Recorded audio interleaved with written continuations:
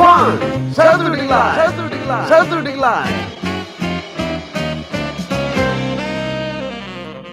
Pakiayos natin mga kapitbahay ang ating mga orasan saan man tayo nandoon sa mga oras na ito. Diyan sa London, alas 3 ng hapon. Sa King hapon. Samantalang alas 4 ng madaling araw sa Hawaii, alas 7 ng umaga sa California. Alas 11 ng gabi sa Japan, alauna ng hating gabi sa Sydney, Australia. Yan sa Pilipinas ang oras natin mga kapitbahay. Ganap ng ikasampu ng gabi, Philippine Standard Time. And of course, ang oras natin dito sa East Coast, USA, ganap ng ikasampu ng umaga.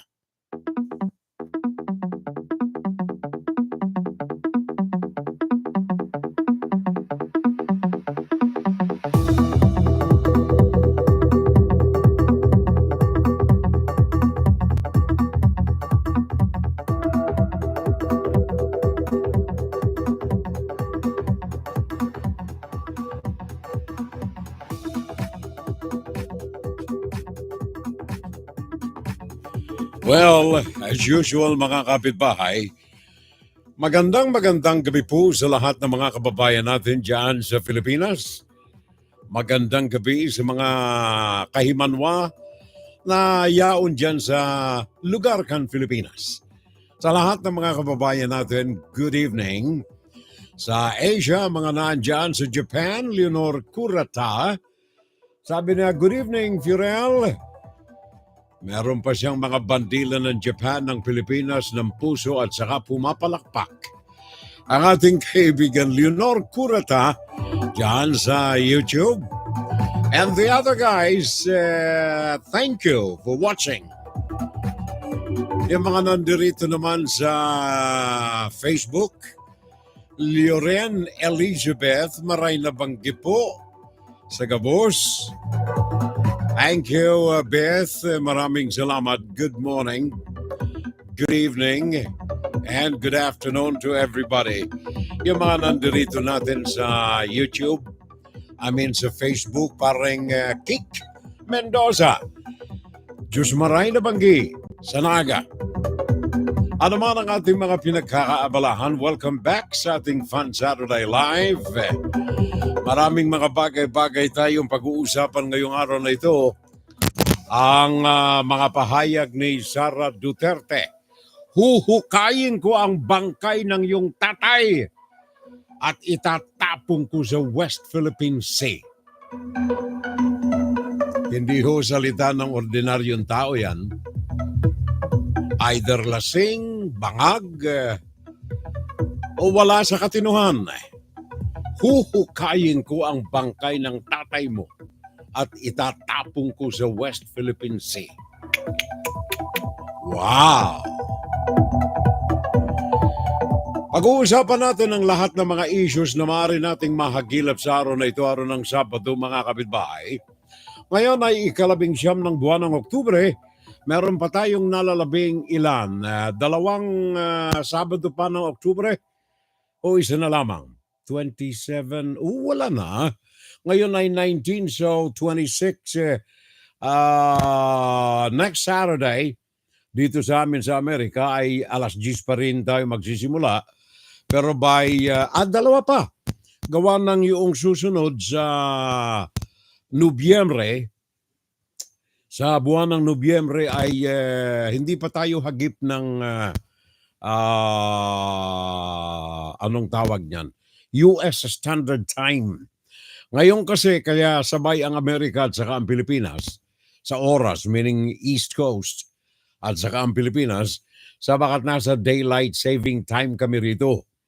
Pagpasok ng Nobyembre 4, that Sunday, balik na kami sa US Standard Time.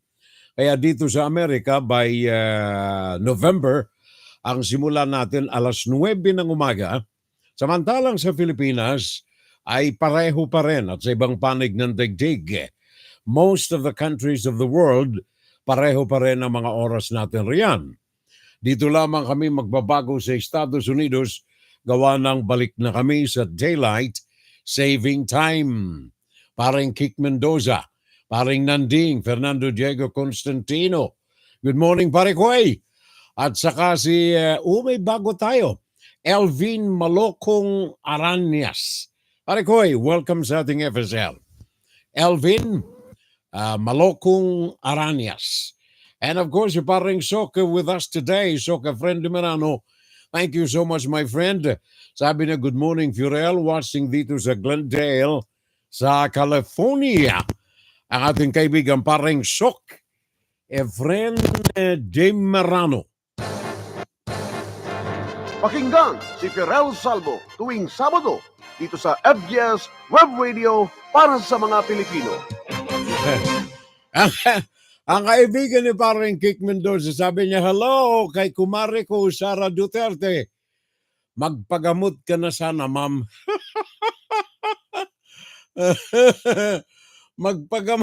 Magpagamot daw si Sara, sabi ni paring Kik Mendoza. Kumarin niya ito eh. Juan, Saturday Live! Saturday Live! But you know, kidding aside, this is a serious matter. Huhukayin ko ang bangkay ng tatay mo at itatapong ko sa West Philippine Sea. Pag-uusapan natin yan second hour ng ating Fun Saturday Live. Mga kapitbahay, Maring Elizabeth Lloren, maray na aga rin sa imo. Sabi niya, maray na aga manoy. Kay Maring Leonor Curata dyan sa Japan, Ken Sheba, happy evening. At kayo mga naan dyan sa Pinas, mga pare ko, mga mare ko, Kik Mendoza, Beth, saan si Beth ngayon? I think si Beth ay nasa Middle East eh. Si paring, taga saan si Elvin Malokong Aranyas pare ko eh? Asan ka nandoon ngayon? Diyan sa Pinas, ingat tayo sapagat meron pong pumasok ngayon na low pressure area, LPA kung tawagin ng pag-asa. At ito ay inaasahan na papasok sa Philippine Area of Responsibility anytime now. Araw na ng linggo diyan, malapit na.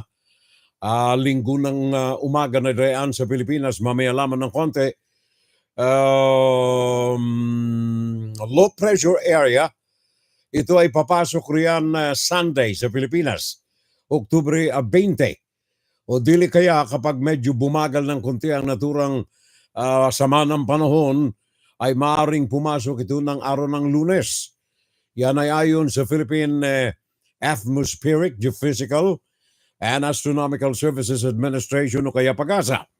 Yan ay ngayong araw lamang na ito ng Sabado kanilang binitawan ang naturang bulletin alas 5 ng hapon, Sabado, Philippine Standard Time.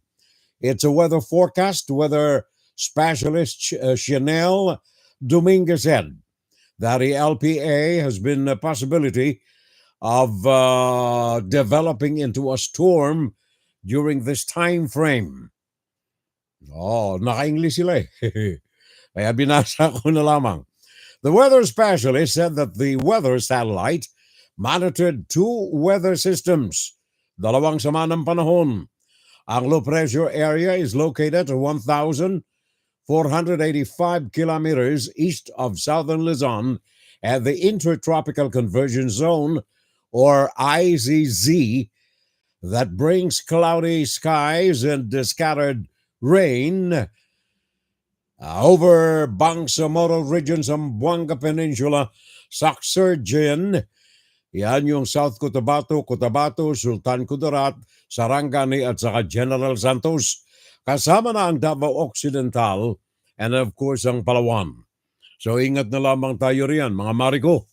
Mga pare ko dyan sa Pinas, LPA, low pressure area, maaaring pumasok today, Sunday, o kaya Monday dyan sa Pinas ayon sa pag-asa. And then meron pang sama ng panahon na nabubuo pa lamang dyan din sa silangang bahagi ng Mindanao and then Visayas. Kaya pinag-iingat na lamang ang ating mga kababayan riyan, ang ating mga mamamayan sa anumang mga maaaring kalagyan, gawa ng mga pagbuhos ng ulan at mga pag-ihip ng malakas na hangin kay paring Elvin Malokong Aranya sa Parañaque City. Yun, pare ko ay. Magandang gabi riyan sa Parañaque. Ingat kayong lahat riyan mga kababayan ko. Pakinggan si Fiorel Salvo tuwing Sabado dito sa FGS Web Radio para sa mga Pilipino. Alam mo, unahin ko itong si Sara, Maring Ria Duruliat. Sabi niya, ngayon lang ako nagkaroon ng VP ng Pilipinas na may kuliling ang utak. Alam mo, may mga kaibigan akong mga psychiatrist and body language specialists. At kahapon ay nagpapalitan kami ng mga messages. Tinitingnan namin yung body language ni Sara Duterte. Sabi ng isang specialist na kausap ko, there is something wrong with the facial expression of Sara Duterte. Parang nakaturok. Yan ay hindi akin na parang nakaturok Kumbaga, anong tawag niyan? Energy enhancer. Parang gano'n Tingnan niyo itong sinabi niya sa kanyang, actually, hindi ho yun in reality. Hindi ho press conference yung kanyang ginawa Ginawa ito sa kanyang opisina, pero selective ang mga inimbitahan doon ng mga media men. Yung kanyang mga ka-DDS. Tingnan ninyo, walang nagtanong doon ng kontra sa kanya. Kung inyong papansinin, kung inyong pinanood, At isa sa mga nakatawag ng aking pansin, yung akusasyon niya na deceiving, siya ay niloko raw, tinarantado ng presidente ninyo, si President Ferdinand Marcos. Ito inihayag niya sa kanyang press conference kahapon, quote and unquote, press conference. Sabi niya, niloko siya. Sabagat ayaw niyang tumakbo. Well, the usual reasoning, Ayaw niyang tumakbo talaga. Okay na sa kanyang maging alkalde ng Davao. Okay na sa kanya. Kaya lang pinilit siya na maging vice-presidente.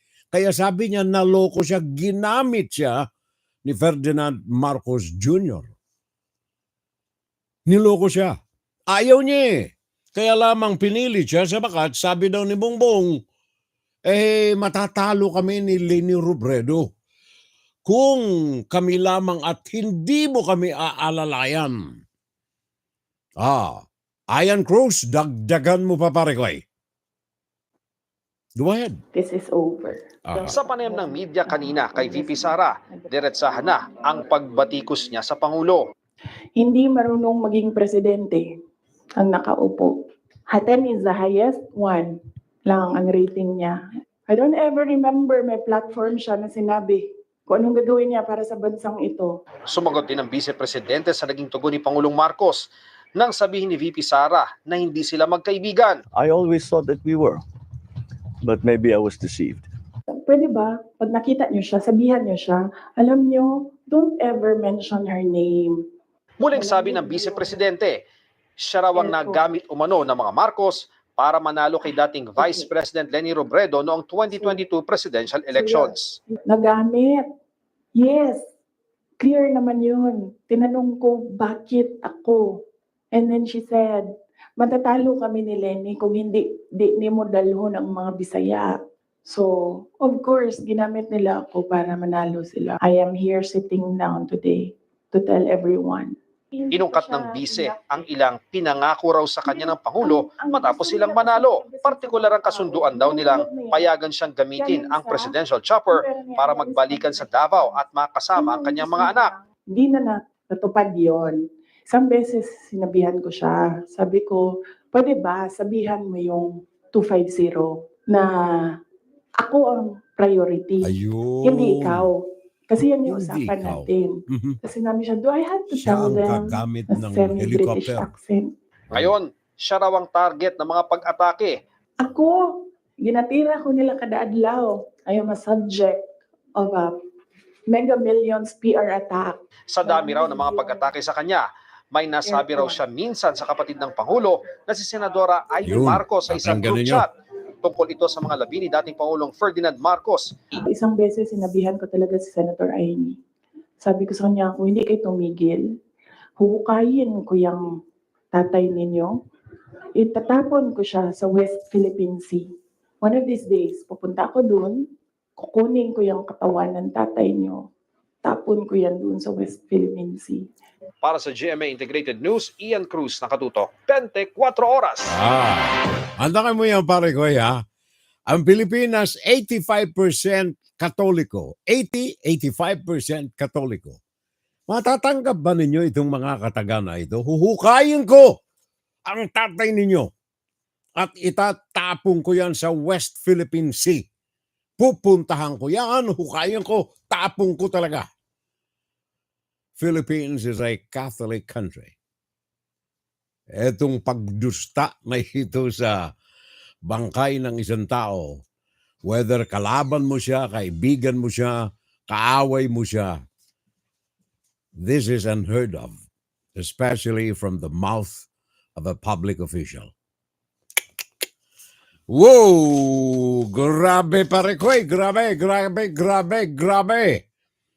Ang hindi nabanggit doon sa press con, kaya nga sabi ko kanina, fake press conference yun yung ginawa kahapon na dinaluhan ng mga so-called media men. Hindi press conference yun It's a propaganda gathering for Sara Duterte. May nabanggit ba ang Vice Presidente o maging yung mga media men doon ng mga aligasyon ng bribery, ng misuse of confidential fund na ibinunyag at nabubunyag pang tuloy-tuloy sa House of Representatives? In fact, yun ang pag-uusapan natin mamaya sa ikalawang bahagi ng ating Fun Saturday Live, mga kapitbahay. Pag-uusapan natin detalyado ang mga bagay na yan. Si Sara Duterte habang nasa Department of Education lamang, only, muna.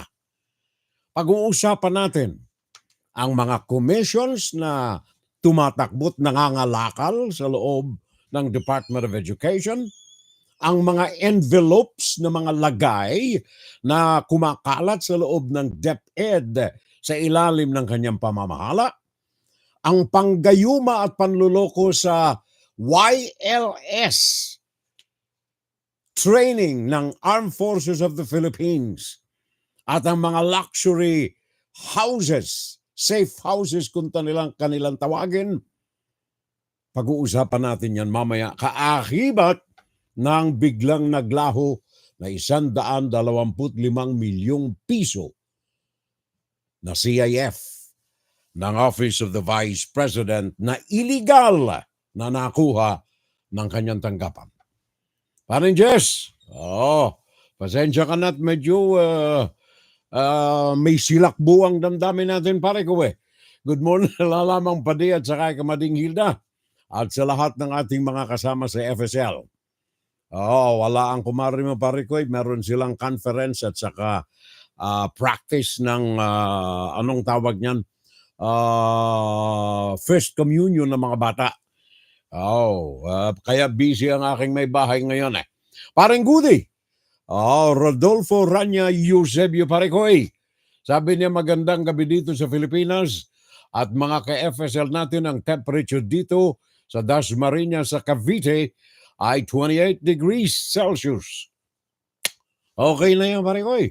That's 82.4 degrees Fahrenheit. Sumasabay pa sa sama ng panahon ng inaasal ng aming Vice Presidente. Sabi ni parang Goody. Parang Mr. Eusebio. Junior Dal, good morning bro. At sa lahat ng ating mga viewers from California, good morning. Happy almusal, pare ko Happy almusal, parang Junior Dal. Patikim palang yaan ng ugali ni Sara.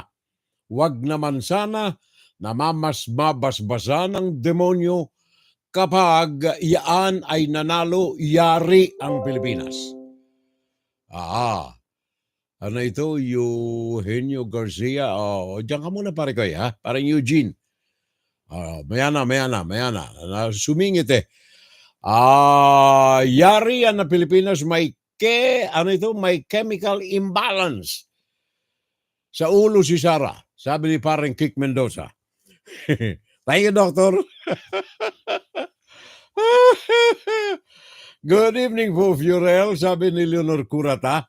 Nandiyan na siya sa YouTube. Nandito pa rin sa Facebook. Parang si paring Kick Mendoza. Nandiyan din siya. Dalawa. Dual watching ang ginagawa nitong mga pare at mare natin. Paring Soccer Friend de Merano, malapit na ang Halloween. Kaya si Sara Tambalustay, si Sara, natakpan na naman ni paring Eugene eh. May mga messages kasi pinadadala eh. Kaya si Sara Tambalustay ay naghuhukay na ng bangkay. Aray. Sabi ni paring Soccer Friend de Merano. Sandali ha. Manoy Fiorel, may anak po akong licensed psychologist. Patitingnan po natin siya si Sara sa kanya.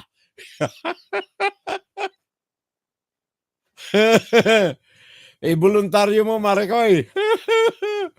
May anak si Riel Doroliat na psychologist. Kaya patitingnan natin si Sara. Malaki na ang talsik sa utak nitong si Shimenet Pusit. Sara, ano ang Shimenet pare ko? Hindi ko alam yan. Kinakakita ko yan eh. Hindi ko alam ang ibig sabihin ng Shimenet.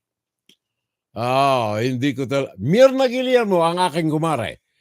Blessed Saturday, Brother Fiorel, at sa lahat ng ating beautiful followers all over the world. Sabi ni Maring Mirna Guillermo, that is the words of the devil. Binabasa ko lang itong sinabi ni Maring Mirna. Subukan niyang maghukay at si Inday ay ipapalit sa puntod ni Marcos. Sabi ni Maring Mirna Guillermo. Mga hindi niya nababanggit, yung mga bagay na babanggitin natin mamaya second hour. Marami tayong pag-uusapan sa second hour, mga kapitbahay. Now, etong kaugnayan dito sa Barayuga, isa sa mga karumal-dumal na nangyari sa panahon ng mga Duterte sa bansa. Barayuga case. Ito yung anong tawag niyan? Kasama dyan sa Philippine Charity Justice Office, Executive Secretary, na tinambangan, pinatay at itinuturo ni Garma na ang pinuno ng pagpatay nito ay mismong mga kasama niya. Si Edilberto Leonardo ang utak. Kaya itong ating mga opisyal ng Philippine National Police, ang mga otoridad natin kasama na ang NBI, ay meron ng kaso na inihanda. Sabi rito sa huling report na natanggap natin, inaantay na lamang na itong mga formal na mga kaso na ito ay mapirmahan ng may bahay, the widow of retired General and former Philippine Charity Justice Office Executive Secretary Wesley Barayuga. Ayon ito sa tinanggap nating report at nagsasaad na ang mga respondente rito ay ang NAPOLCOM, nagbitaw na siya ngayon, NAPOLCOM head Edilberto Leonardo at dating General Manager ng Philippine Charity Justice Office Royina Garma, kasama sina Lieutenant Colonel Santo Mendoza, Police Officer Nelson Mariano at ang isang alias Loloy na inupahan na maging gunman na siyang lalaking pumatay sakay ng motorsiklo kay General Barayuga. Meron tayong karagdagang pag-uulat tungkol dito at maunawaan natin ang mga pangyayari na nakapaligid dito sa bagong kilos ng Philippine National Police galing kay sa Lima, Refranang GMA. Kakausapin ng Department of Justice ang pamilya ng pinaslang na PCSO official na si Wesley Barayuga kasunod ng case conference ng NBI at PNP-CIDG sa DOJ. I met both leaders, Director Santiago and Director Torre. I was telling them just to share information with each other. We may have to call on the family too to give their comments on this investigation and what direction they want us to pursue. Ayon sa PNP, nagbigay ng commitment ang asawa ni Barayuga na pipirmahan niya ang reklamong inihanda ng PNP laban sa mga sangkot sa pagpatay sa kanyang asawa. Instead of the NBI conducting lateral investigation, it will be a joint operation of the PNP and the CIDG. Right now, the PNP po kasi is ready na to file the case. In fact, we mentioned this earlier na iniintay na lamang po natin yung availability po ng kaanak po, particularly the wife. 2020 pinaslang si Barayuga at nabuhay ang kaso matapos isiwalat sa House Quadcom hearing ni Police Lieutenant Colonel Santi Mendoza na ang utos ng pagpatay kay Barayuga galing daw kay dating NAPOLCOM Commissioner Edelberto Leonardo na itinuro naman si dating PCSO General Manager Royina Garma na siyang nag-utos sa kanya. We will formalize the things that he said sa Congress. Pagdidesisyon na lang whether we will adopt his statement in toto na ginawa sa Congress or we will make another affidavit with similar contents or we will reduce the statements that he did from the transcript of the congressional hearings. Kasunod ng mga revelasyon ni Garma tungkol sa drug war noong Administrasyong Duterte at sa mga pahayag ng ibang resource person sa pagdinig, babalikan raw ng mga otoridad ang kanilang mga sinabi under oath para sa investigasyon naman ng ibang mga kaso ng pagpatay. Nang kahit sino, including the former president, then so be it. We'll include them in the charges if the evidence warrants. Kahit sino pa.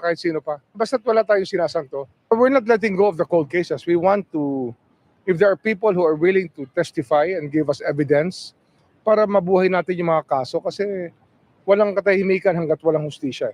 Sanima Refran, nagbabalita para sa GMA Integrated News. Thank you, Salima.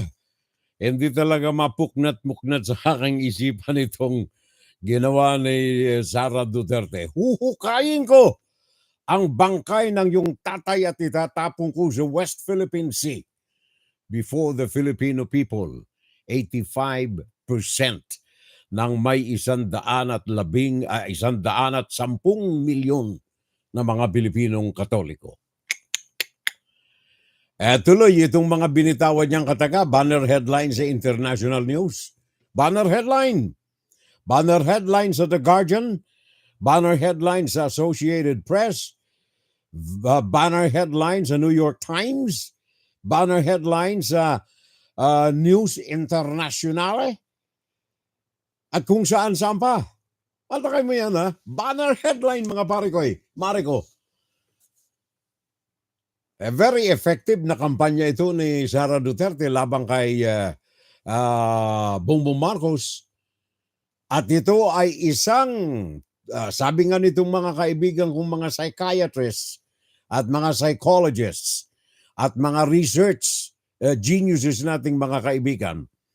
Ito ay technique ni Sara Duterte maghanap ng matinding issue na tatawag ng pansin ng media upang ilihis ang pananaw ng scrutinizing eyes of media dito sa mga nagaganap na karumal-dumal na mga korupsyon sa ilalim mismo ng kanyang pamamahala. Not only as Vice President of the Republic of the Philippines, but as a Secretary of the Department of Education and Culture. Pag-uusapan natin yan, second hour, mga kapitbahay, marami ng mga nasisiraan ng bait ngayon sa panig ng mga kaalyado ng nakalipas na administrasyon. Naalala ko tuloy yung isang nagkomentaryo sa akin sa YouTube. Nagpadala sa akin ng private message Sabi niya, pare ko, napapansin ko na puro na lamang anti-Duterte ang mga kampanya mo. Sabi ko, in the first place, sa unang paragraph mo, hindi lahat Duterte ang issue natin at hindi ito kampanya. Ito ay paglalantad lamang ng mga issues na ang mainstream media ay maaaring hindi pinapansin for economic reasons. Alam mo naman ang mainstream media, kailangan maraming bumili. Maraming manood para maraming commercials. Tapos sabi pa sa akin, magkakaano ka ba binabayaran ng mga kalaban ng Duterte? Sabi ko, pare ko, alam mo, mahirap akong bayaran kasi ang singil ko, bilyon at hindi Philippine money, US dollar. Hindi na ako mababayaran, pare ko Mga bilyonaryo lamang ang pwedeng magbayad sa akin ng ganyan. Eto kita ninyo, wala naman tayong commercials dito. Etong mga ito, gawa lamang ito ng aking mga anak. Ang aking mga computer engineers, ito sila. Si Zach, isa sa mga nag-assemble nito mga gamit ko. Wala Wala, hindi tayo tumatanggap ng bayad pare kung hindi bilyon Dolyar. Kagaya na lamang itong mga tauhan na ito. Balik tayo dito sa issues pare ko. Kagaya na lamang nitong si De La Rosa. Di ba tinitira sila ngayon? Kataga ng media ito. Kataga ng politiko. Tinitira ngayon ang extrajudicial killing. Kaya itong si Senator Pamanden, Bato de la Rosa, nais magtatag ng isang komitiba na magdaraos ng hearing din doon sa extrajudicial killing. Hearing ni Bato de la Rosa, number 1 after Rodrigo Duterte na akusado sa extrajudicial killing. Nais niyang magsimula ng Senate hearing sa mga extrajudicial killings na nagaganap sa bansa. Kung baga, ako, iimbestigahan ko ang aking sarili. Marami nang may katok sa ulo na mga nakaupo natin dyan sa gobyerno. Ria Fernandez, pakibalita mo lamang, Maricoy. Pabor si House Quad Committee Overall Chairman Ace Barbers sa payo ni Senate President Cheese Escudero kay Senator Bato de la Rosa na huwag pamunuan ng pagdinig ng Senado sa Duterte drug war. The most logical thing to do. No? Dapat mahirap naman kasi na imbestigahan mo yung sarili mo sa sarili mong komite. No? Kung ikaw ang inaakusahan. No? And this goes the same to all others that are being accused. No? Ano kaya magiging resulta ng committee report kapag gano'n? Kabilang si De La Rosa at si Senador Bongo sa mga itinawit ni dating PCSO General Manager Royina Garma sa umano'y reward system sa pagpatay ng mga dinadawit sa illegal drug trade. Nire-respeto naman ni Barbers ang ikakasang parallel investigation ng mga senador. Ayon kay Escudero, pangungunahan yan ni Senator Pia Cayetano bilang hepe ng Blue Ribbon Committee. Pero the same testimony ang ilalabas nila, parang sa tingin ko, parang hindi na siguro dapat anuhin yan, bigyan ng kumbaga ng weight. That's true. Suportado rin ni Quadcom Lead Chairperson Ace Barbers ang pahayag ni Senator Amy Marcos na iwan na lang sa korte ang pagtalakay sa issue. Pero sila raw sa Kamara, marami pang mga tanong na kailangang masagot. Maski raw ang usapin sa extrajudicial killings, hindi pa rin nila isasara kahit patapos na sila sa partial committee report nito.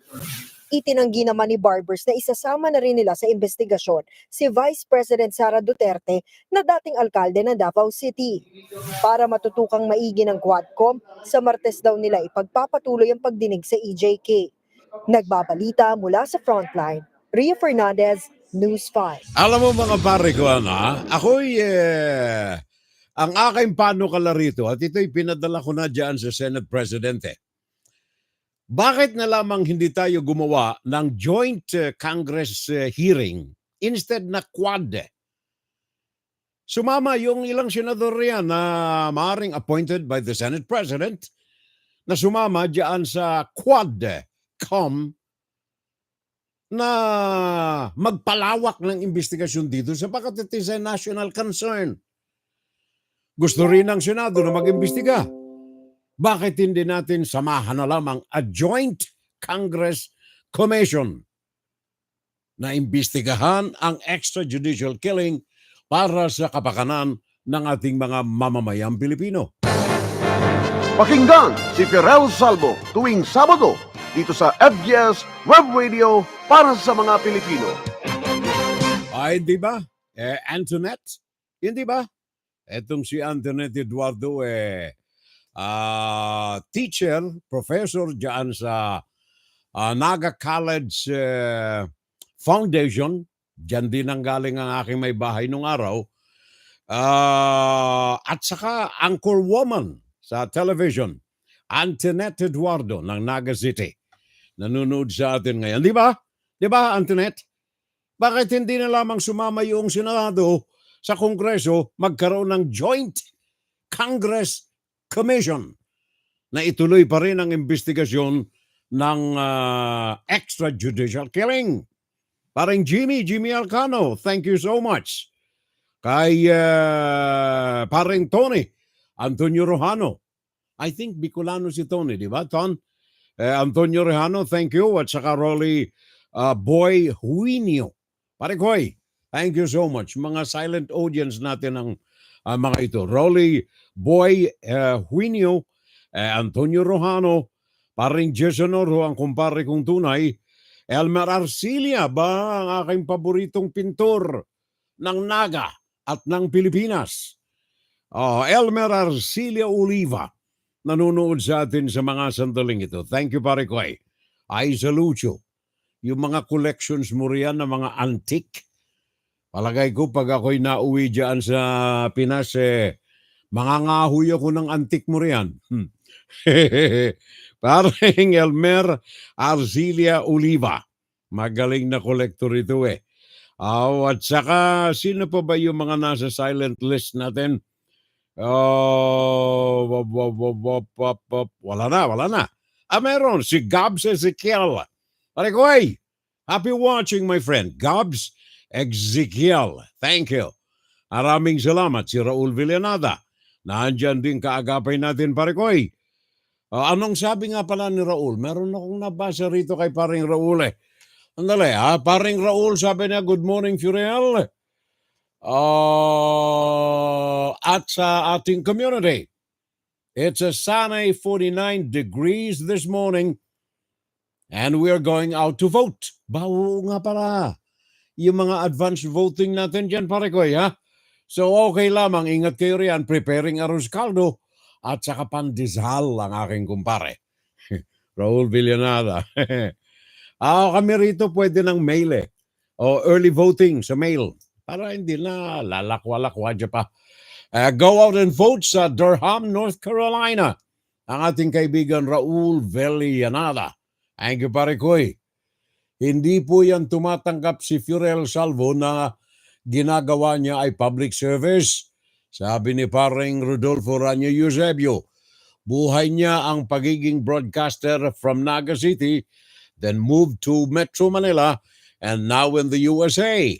60 years na broadcast as a broadcast industry. Thank you, sir. Maraming salamat. Billion kasi kung ako'y humingi, pare ko dolyar, ayoko ng Philippine money. That's 55 times Billion.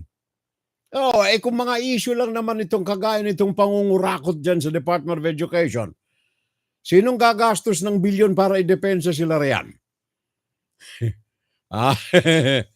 Ito yung sinasabi ko lamang sarcasm.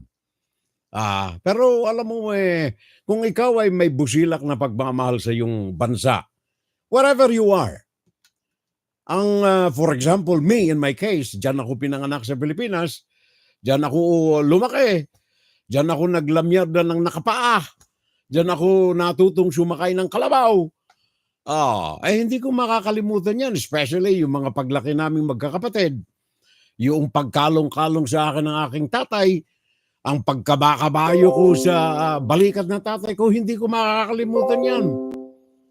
Kaya anuman ang mga maaaliwaswas at mga alingasaw at mga baho na mga taong namumulitika dyan sa atin, kinasusuklaman ko yan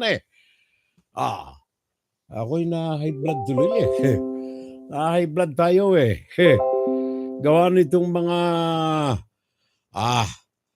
I don't know. Lalo pat nakikita ko ngayon, Mariko, pare ko.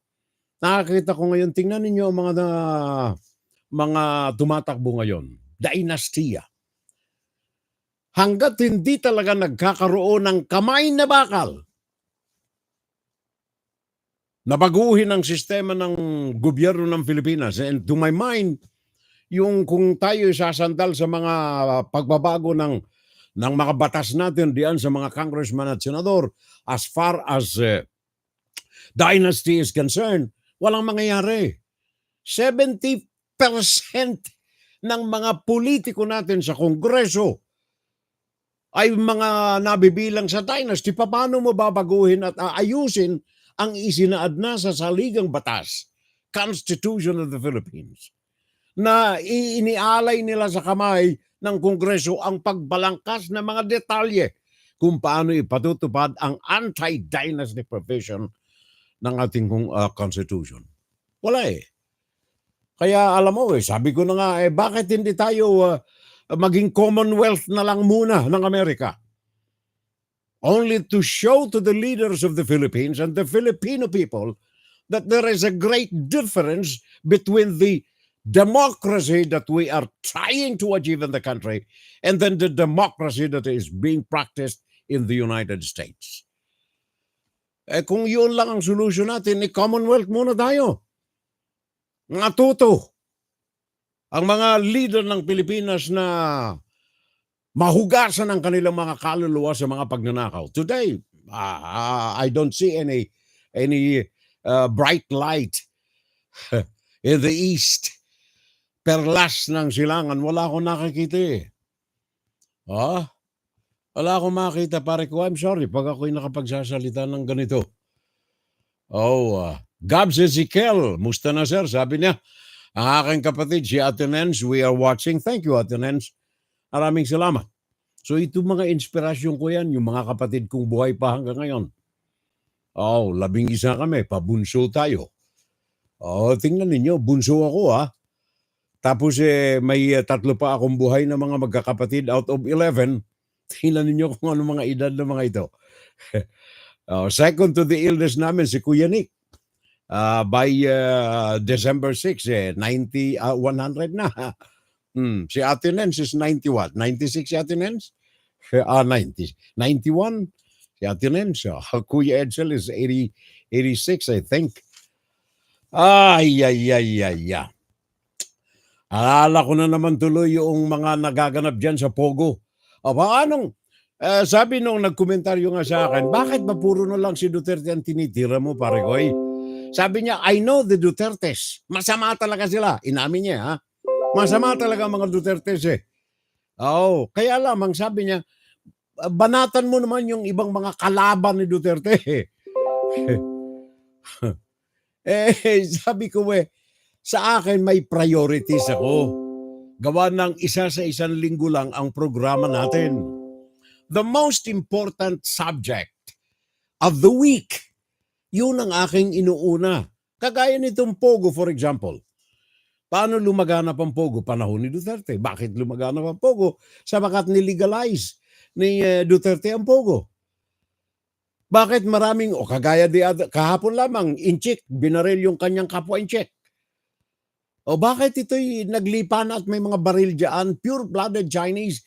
Because meron tayong 3 milyon na mga Inchik sa Pilipinas na pinapasok ni Rodrigo Duterte.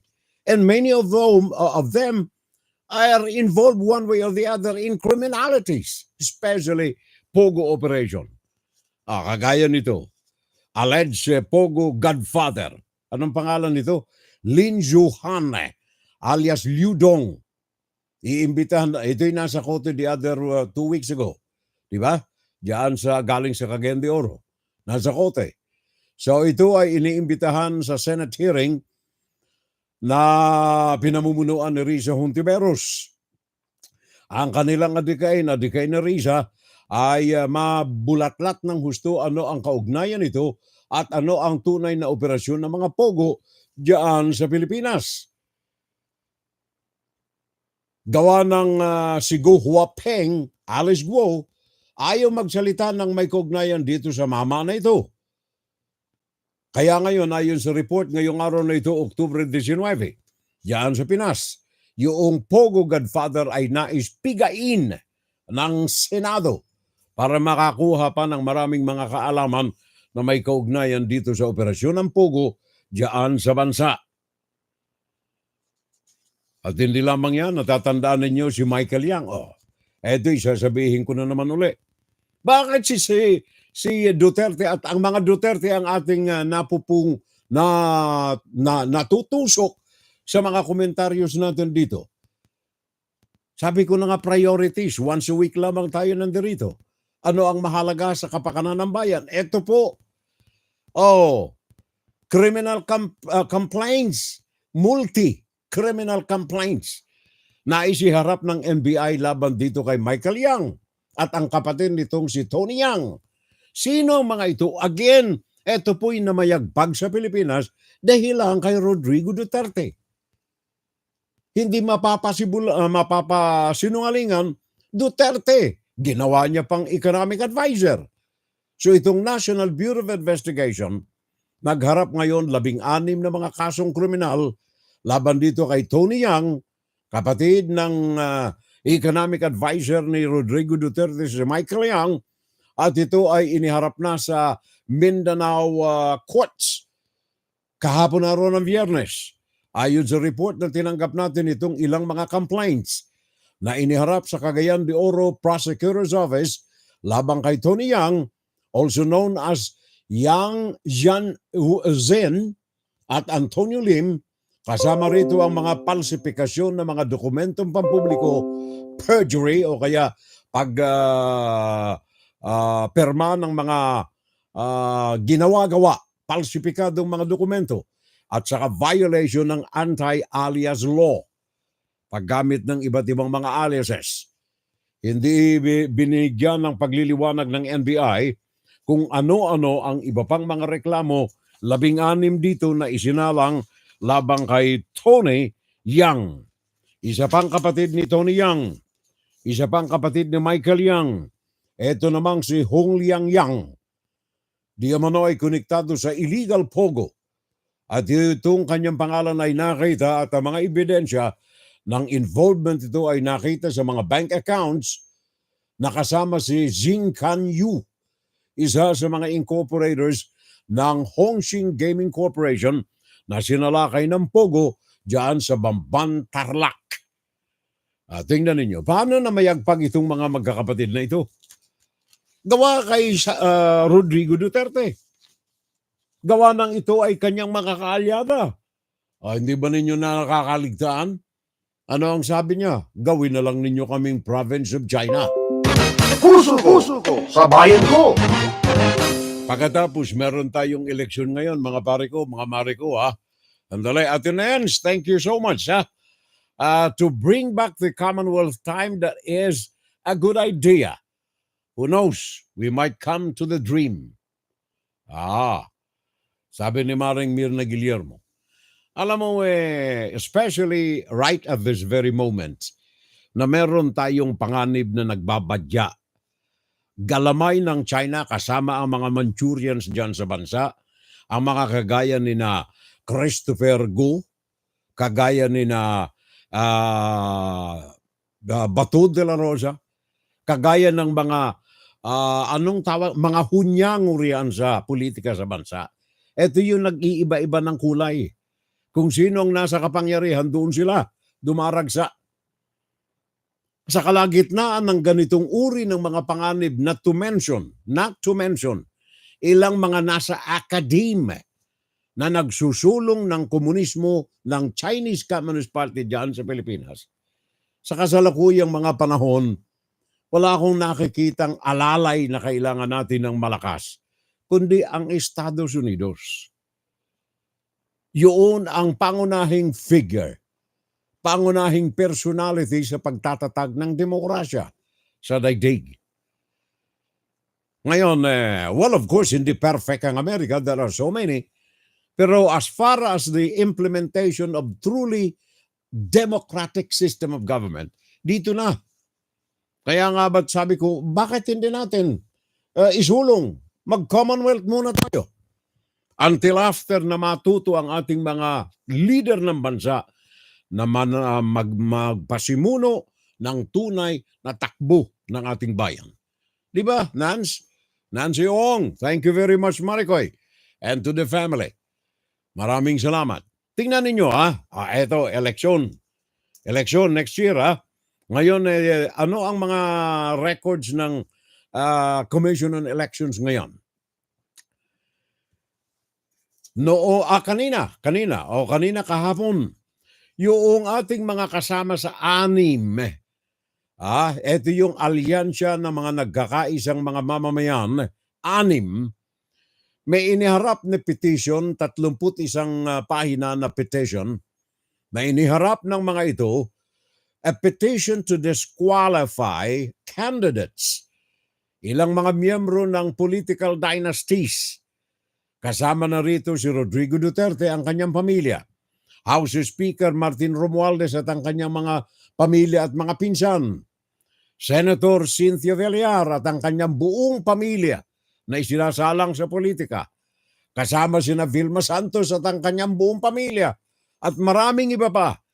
Nais nilang pawalang bisa, i-disqualify ang mga kandidato na ito. At ito ay sa pagsusog sa anti-dynasty movement na kanilang isinusulong nitong anim. Pakinggan natin si Mon Gualvez. Meron siyang maiksing pag-uulat tungkol dito sa petition na ito ng anim. Ito yung alyansa ng nagkakaisang mga mamamayan diyan sa bansa. Magkakasamang naghain ng disqualification case sa COMELEC ang mga kinatawan ng alyansa na nagkakaisang mamamayan o anim laban sa 5 kakandidato na miyembro raw ng mga political dynasty. Kabilang sa gusto nila ipa-disqualify si dating Pangulong Rodrigo Duterte na tumatakbo ulit na mayor ng Davao. Re-election isa si House Speaker Martin Romualdez, Senator Cynthia Villar na tatakbong kongresista sa Las Piñas, Ilocos Norte Governor Matthew Manotoc at Catanduanes Vice Governor Peter Cua. Kung tutuusin, wala pa ring batas ngayon na nagbabawal sa mga political dynasty. Pero git ng grupo, malinaw daw sa konstitusyon na bawal dapat ipamana ang mga posisyon sa gobyerno. Kaya umapela sila sa COMELEC na i-disqualify ang mga ganitong kandidato. Klaro po ang intent ng framers of our Constitution. Pag pinasa mo sa asawa mo, sa anak mo, sa magulang mo, sa kapatid mo, sa anak mo, bawal. Sa ngayon, wala pang pahayag ang 5 respondents sa disqualification case ng grupong anim. Pero nakatakdang resolbahin ng COMELEC ang lahat ng mga disqualification cases bago pa mag-umpisa ang printing ng balota sa huling linggo ng Disyembre. Nagbabalita mula sa frontline, Mon Gualvez, News 5. Thank you very much, Mon. Maraming salamat. Nabanggit na rin niya lang itong COMELEC. Ang isa pang ikinasasakit ng ulo natin riyan, itong party list. Natalakay na natin ito one of the last few Saturdays ago, na itong party list, ang adikain nito maganda. Mabigyan ng pagkakataon yung mga hindi nabibigyan ng puwang na representation sa Kongreso na mga minorities natin, yung mga sektor ng ating lipunan na hanggang ngayon naghihikahos. Do not forget, 72% ng mga kababayan nating mga Pilipino nabibilang sa mga average and below average. At 45% dito ay nasa sa walang makain average ng mga Pilipino. Bakit anong kaugnayan nito dito sa party lists? Noong araw, ito party list, nung ito'y balangkasin under 1987 Constitution, maganda nga dikain, representation of those people and the sector of our society na kailangang magkaroon ng kinatawan sa Kongreso. Kaya lamang ito, alam mo naman, sabi ko na nga marami sa mga politiko natin ngayon ang hindi naman talaga paglilingkod sa bayan ang nasa ulo, kundi ang pabintugin, busugin ang kanilang mga bulsa. Kaya at the end of the day, ano nangyari dito sa party list? Ang mga namamayagpag riyan, mga families, political dynastic families. Sila, mga namamayagpag. Simula sa mga pamunuan ng mga sasakyan, sa mga bisikleta, kung saan-saan, motorsiklo, hanggang sa agrikultura, hanggang sa kung anong sektor. Sino ang mga namumuno ngayon sa mga party list na ito? mga miyembro ng dynasty ang mga pamilya sa politika. So itong Commission on Elections natin kahapon Friday, nagpalabas ng listahan 156 party list groups vying for the 2025 midterm elections. 156 na mga kandidato sa ilalim ng party list system. Ito ang iimprenta sa mga balota ninyo. Hindi ho sinabi ng Comelec kung alin dito ang mga lilinisin nila. Ito ay listahan lamang ng mga party list na nagsumiti ng kandidatura sa iba't ibang level diyan sa ating Kongreso ng Pilipinas. Willard Cheng, go ahead my friend. ABS-CBN. Gamit ang computer, nagpa-raffle ang Comelec para sa pagkakasunod-sunod ng pangalan ng mga party list group na lilitaw sa balota. Hindi alphabetical, kundi batay sa numero na lumabas sa raffle ang magiging pagkakasunod-sunod. Sa kabuuan, 156 na party list group at organisasyon na nakapaghain ng kani-kanilang Certificate of Nomination and Acceptance ang isasama sa balota. Kabilang sa mga sasabak ang mga dati ng grupo, mga ilang bago at may kapangalang sikat na pamagat na mga programa, pangalan ng politiko, propesyon at lalawigan.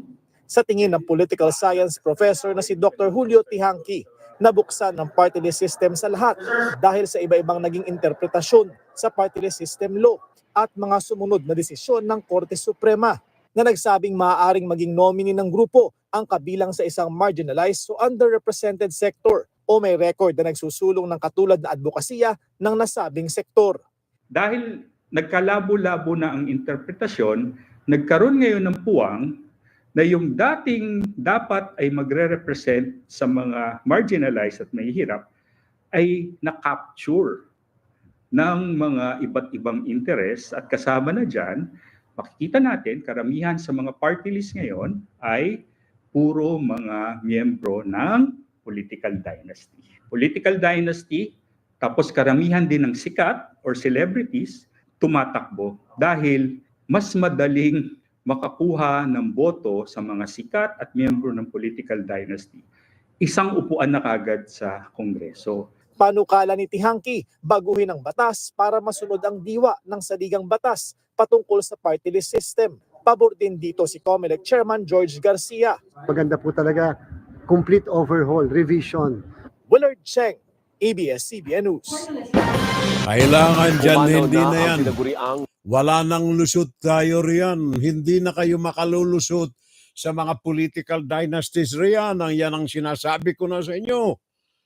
Kaya nga ba't sabi ko, at the last moment of the day, pag wala na talaga't kadiliman ang kinakaharap natin, huwag tayong mag-estado sapagkat maraming sumasalungat dito ng mga Latinos, mga politiko dito sa Amerika, ayaw nilang maragdagan ng estado ng Amerika.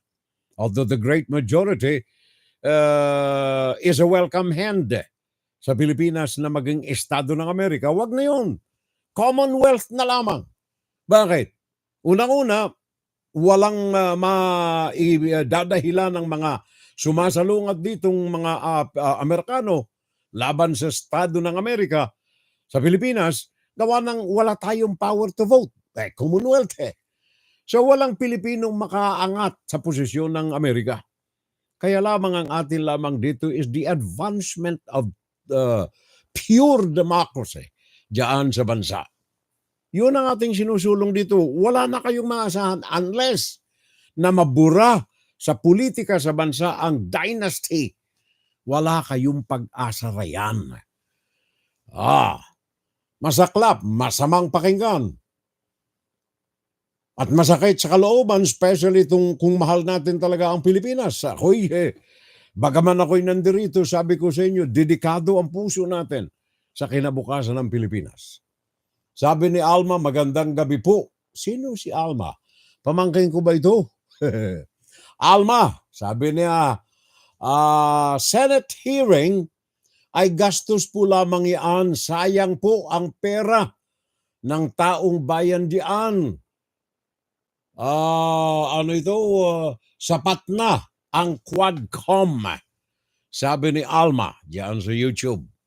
Ang aking suggestion, Alma, kanina, yung mga senador, tama ka, malaking gastos yan eh. Ang ating mga senador, sumama na lamang. Kung baga ay joint hearing ng Senate and Congress dito sa extrajudicial killing na ito. Sabi ni Jaime Cabugwas, tama, gusto ko pa na maging Commonwealth po sana ang Pilipinas ng Amerika. Sabi ni Jaime Cabugwas. Thank you, pare Koy. Alam mo, ang politika sa Pilipinas, wayward, kumbaga masama na ang direksyon. Masama na. At ang isang cancer diyan na ugat ng lahat ng kasamaan na ito, political dynasty. Yun ang ugat ng korupsyon, political dynasty. Jeffrey Espina Siao, watching from Lithbirds, Alberta sa Canada. Good morning, Brother Furel. And have an FSL paki-shout out to all trapong politiko. Wag nang iboto. Sabi ni pareng Jeffrey Espinas Siao. Dagdagan na lang natin mga pare ko, mga mari ko ng pananalangin. Kailangan natin ang marubdub na panalangin sa puong may kapal. Alam mo, may mga miracles pa rin na mga nagaganap Kailangan lamang ang ating tagus sa puso na pagmamakaawa sa puong may kapal. Ating ipanalangin, mahal kong Diyos, Ama, ilagay po ninyo, paliwanagin ninyo ang aking ulo na maipaabot sa taong bayan na para sa kinabukasan ng aking mga mamamayan, ng aking mga kapatid, ng aking mga kamag-anak, ng aking buong kababayan Pilipino, bigyan mo kami ng maayos na pananaw sa politika sa bansa. Ito pong nakikita ko ngayon, Diyos ko. Patawarin tayo, mahal na poong may kapal. Wala akong nakikita. Puso ko sa bayan ko. At dyan muna natin wakasan ang unang bahagi ng ating palatuntunan ng ating Fun Saturday Live, mga kababayan. Tinig ng Pilipino para sa Pilipino. At tayo po ay nasa ikalawang bahagi ang ating insights sa Fun Saturday Live.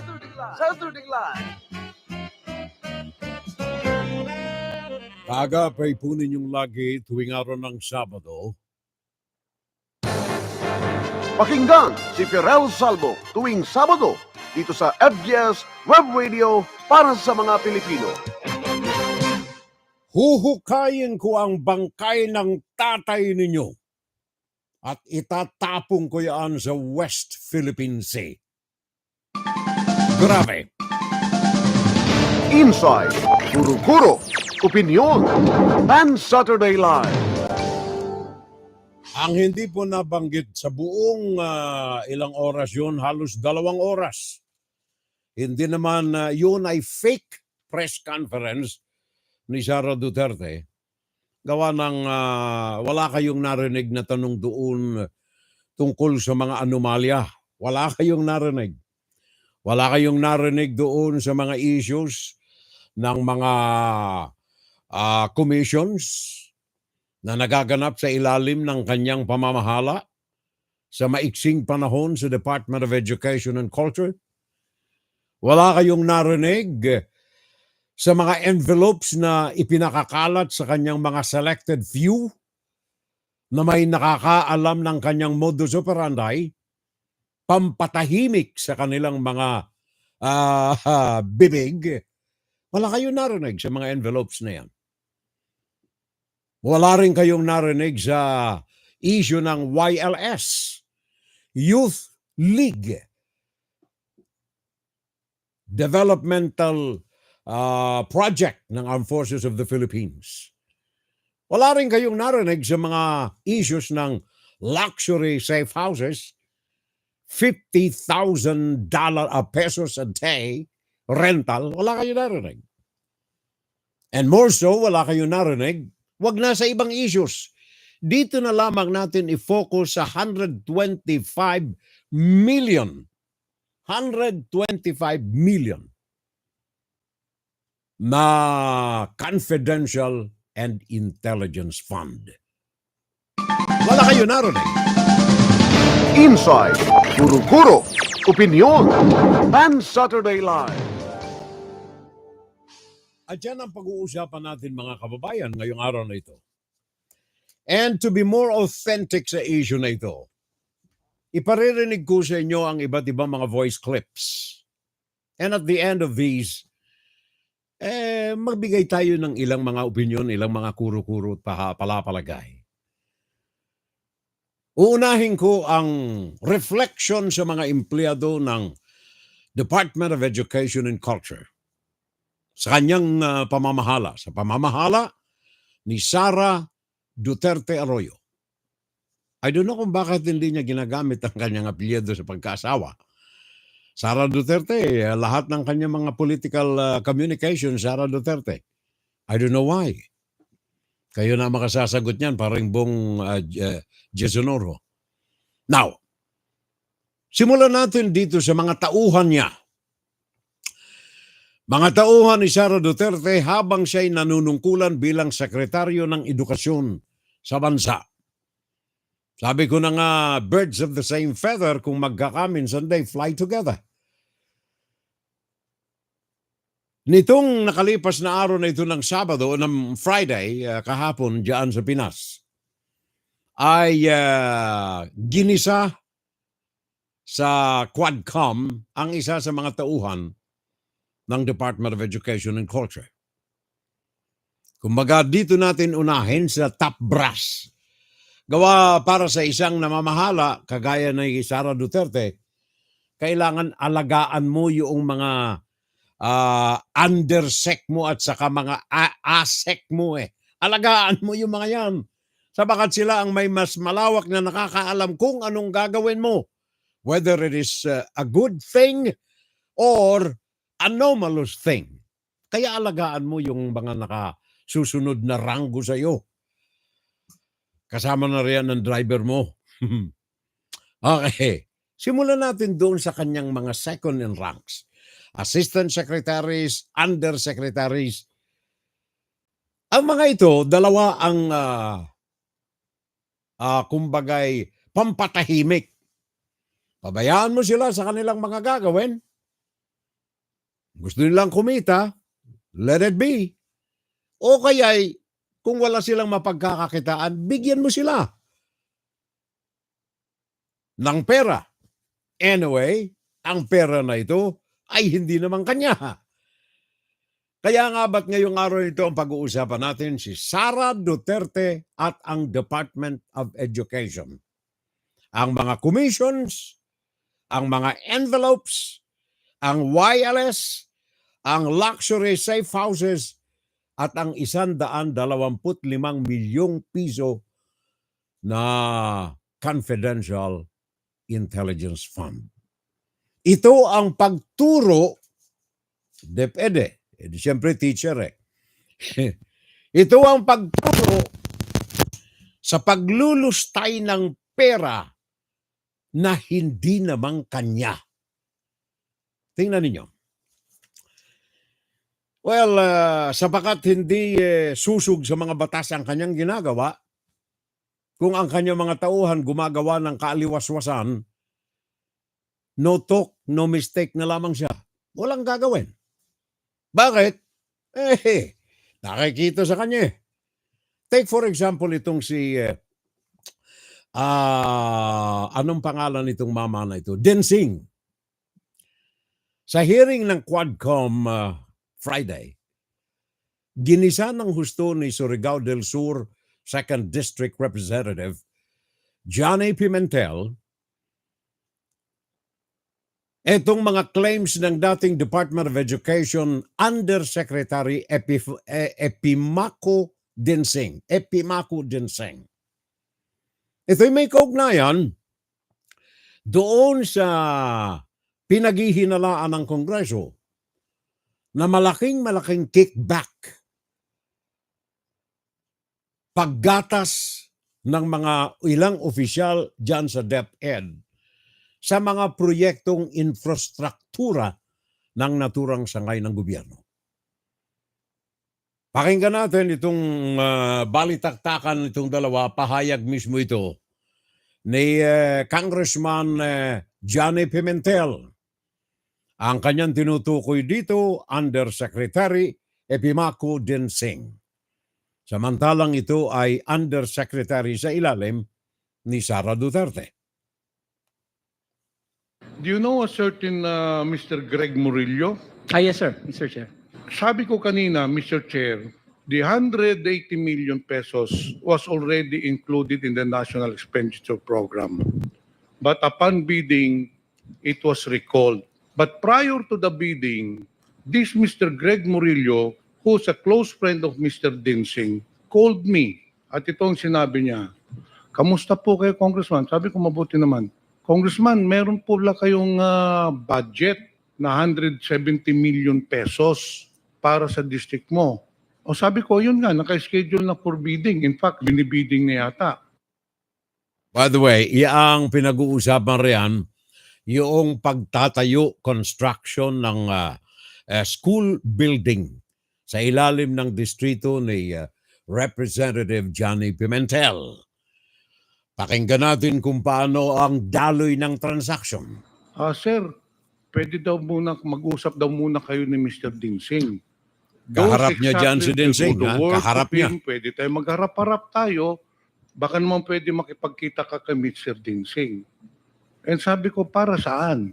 Alam mo na, may pag-uusapan kayo. Right there and then, I already knew anong pag-uusapan. Si Mr. Dinsing hihingi ng komisyon.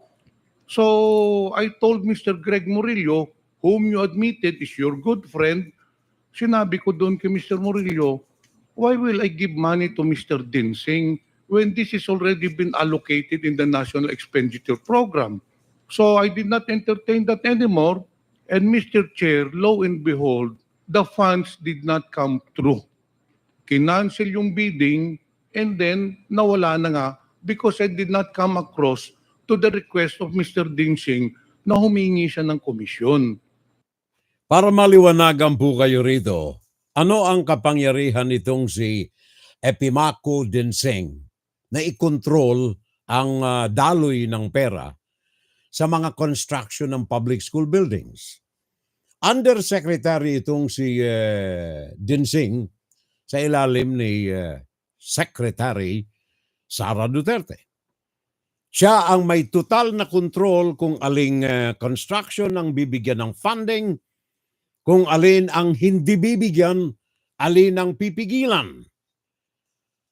At kaya nanggagalait itong si Representative Pimentel sa bakat dahilan ayon sa kanya sa hindi niya pagbibigay ng pagkakataong magkausap sila tungkol sa commission kung papaanong magkakaroon ng commission si Undersecretary Dinsing sa construction ng proyekto na ito, hindi na ituloy ang ginawang o gagawin sana na public school building sa ilalim ng distrito ni Pimentel. At sabi pa niya, hindi lamang siya, hindi lamang si Pimentel ang naging biktima ng paghingi ng commission, 18% commission, para maipalabas ang budget ng construction ng inyong gusali. Pakinggan natin ulit. Sa Congressman And not only Pimentel. that, Mr. Dinsing, hindi lang akong biktima niyan. Marami pong mga congressmen, and for the record, I want to put it in record, maraming mga congressmen na nagsabi din sa akin that you approach them. In fact, there is one congressman in Visayas that you were asking for 18% commission of the school buildings. Kasi ikaw nga ang nagdidesisyon kung sinong bibigyan, sino ang tatanggalan. In fact, it is on record. You just said kanina na ikaw ang nagdesisyon kung sinong tatanggalan, sinong bibigyan. Not only that, sometime last year or probably within this year, you met with some of the congressmen in Manila. I already talked to them. Humarap ka doon, may kasama ka pang contractor. Do you know a certain architect, Ralph Texon? Yes, yes, sir. Yes. Yung po ang kasama mo nung humarap ka sa congressman sa Manila. And just the same, you were implying, you were asking for a commission, hindi lang yun, sinabi mo pa na yung contractor mong gagawa itong si architect Ralph Texon. And that is the reason why, Mr. Chair, tinanggal si Mr. Dinsing sa Deped. He did not resign. I knew from the very beginning that he will be taken out because there were already anomalies in the distribution and the allocation of school buildings program. In fact, Mr. Chair, nung pag-alis niya sa DepEd, may isa pang inipit na 34 million pesos sa Bislig Central Elementary School, which is in my district. One official of the new administration sa DepEd called me. Ano ang sabi sa akin, Mr. Densing? Kung meron ka bang project na 34 million sa Bislig Central Elementary? Sabi ko meron. Ano, nakabidding na? Hindi, in-stop nga eh. Eh sir, ito, ilalabas na ho namin. Inipit ho ni Mr. Densing. Well, ito po yung nangyari sa hearing kahapon dyan sa Kongreso. Sa kasalukuyan, ang financial management ng Department of Education sa ilalim ng panahon ni Sara Duterte ay binubusisi ng husto ng Quadcom dyan sa Kongreso. Ang dahilan ay sapagat sa ngayon, napagkaalaman ng Kongreso na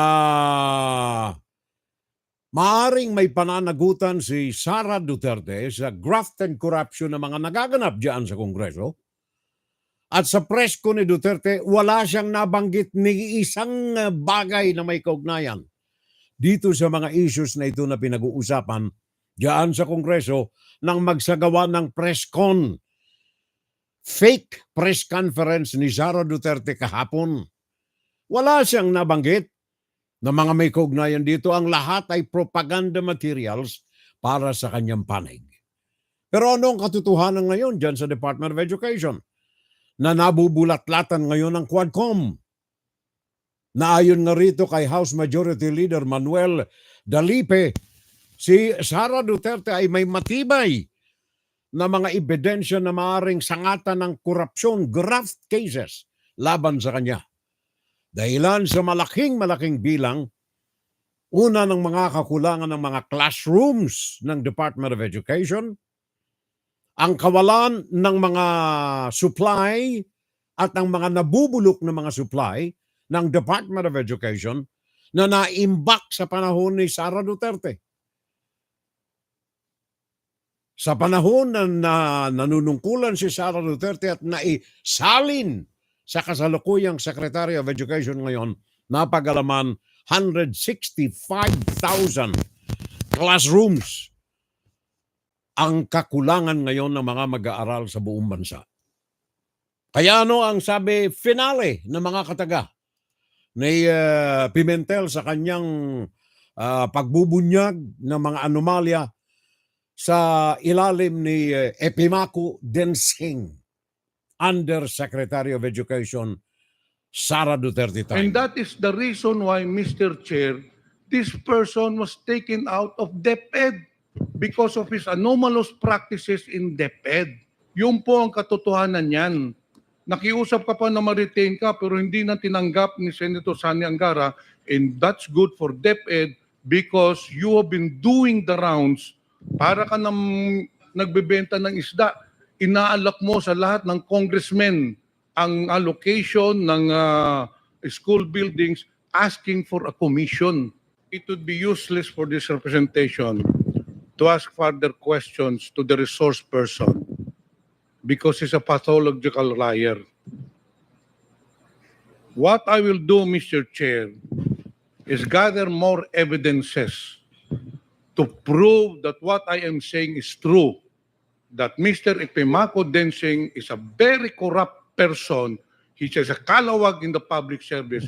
He has been asking commissions for the release of funds for the school buildings. Papatunayan ko po yan sa next hearing. I'll gather more informations. Ito pa lang sasabihin ko sa iyo, Mr. Dinsing.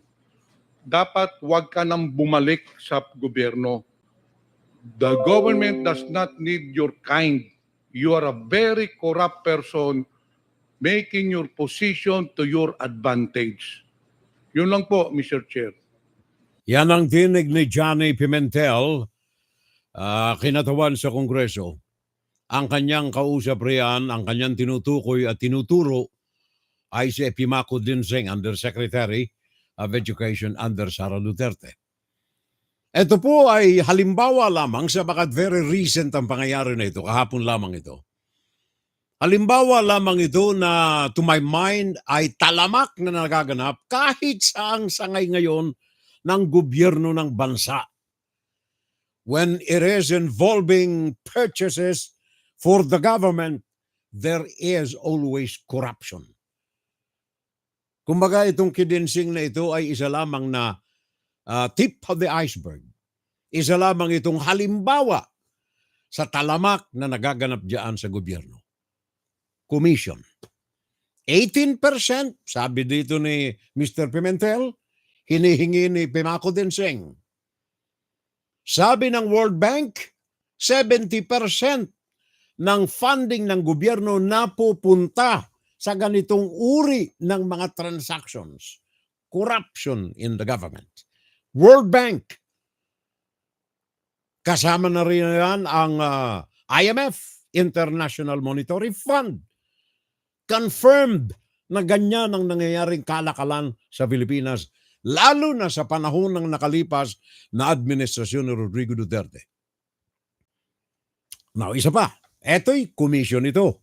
Sabi ko na nga sa inyo kanina, pag-uusapan natin, particular Department of Education and Culture, time, Sara Duterte's secretarial term, mga anomalies. Commission ang una natin pinag-usapan. Pangalawa, hindi rin ito mga bulong-bulungan, kaya I salute the Quadcom sa paghukay, hindi sa bangkay ni Marcos, kundi sa mga bangkay ng mga anomalya sa gobyerno. Envelopes. Kanina, commission. Ngayon, envelopes. Ito'y hearing pa rin ito ng Quadcom. Envelopes.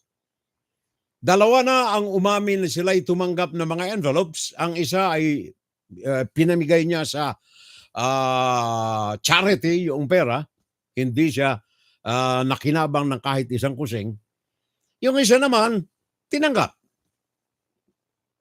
Dalawa lamang ito. Kagaya itong kay Epimaco Dinseng, isa lamang na kaso yan. Ito, envelopes. Totoo o hindi. Ito ay ang Sara Duterte's teachings kung papaano mo lustayin ang pera na hindi sayo. Envelopes. Pakinggan ninyo itong report na ito.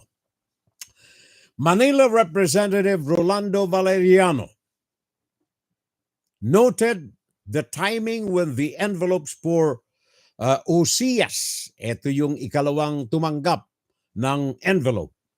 Sino si Osias? Ang tunay na pangalan niya ay walang iba kundi si Resty Osias. Ano ang kanyang katungkulan sa Department of Education? Panahon ni Rodrigo Duterte, ni Sara Duterte, wala pang 100 taon, ha? Wala pang 100 taon.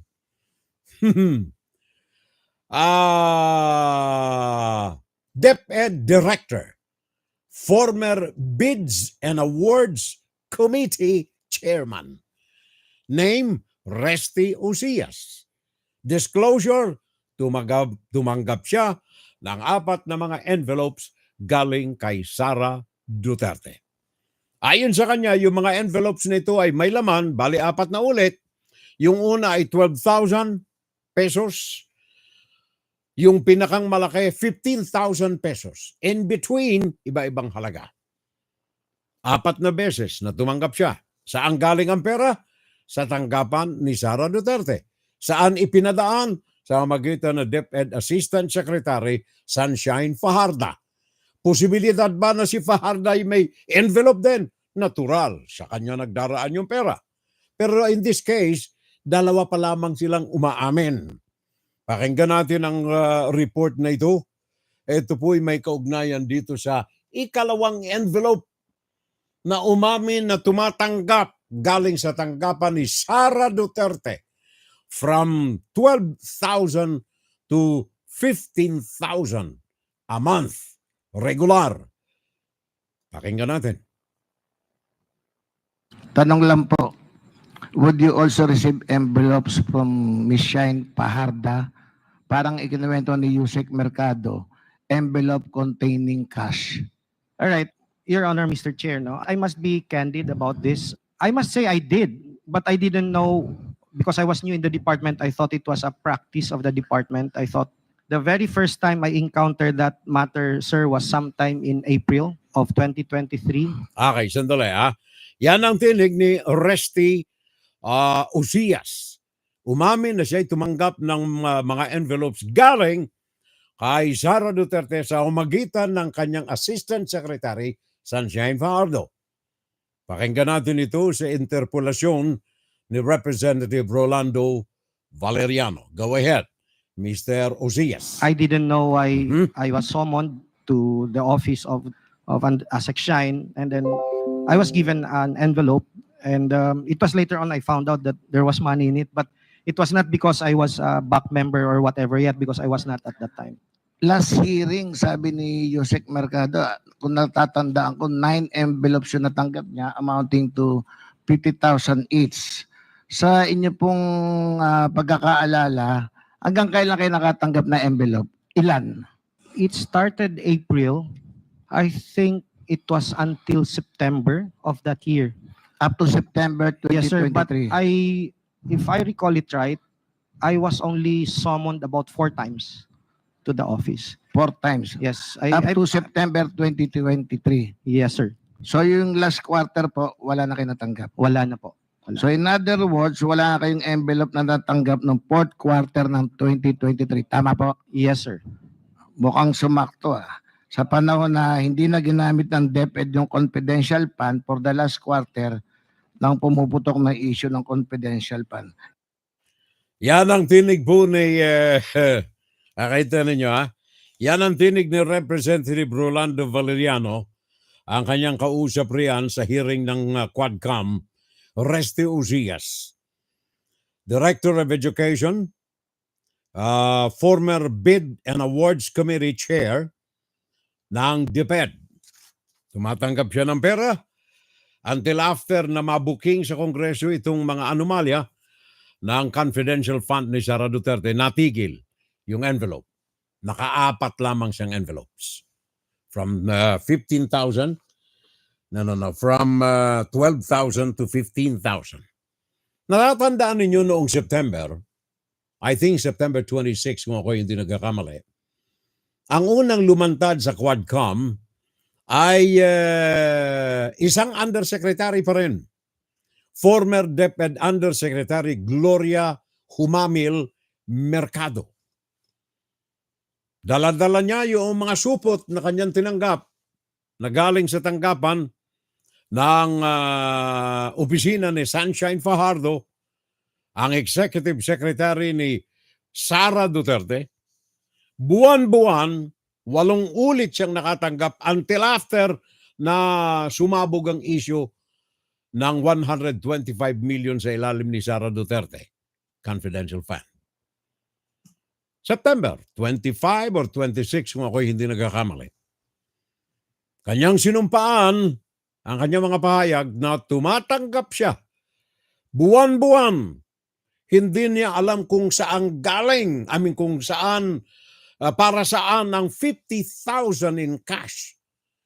9 months, 9 na buwan, 8 envelopes ang kanyang tinanggap galing sa tanggapan ni Sara Duterte.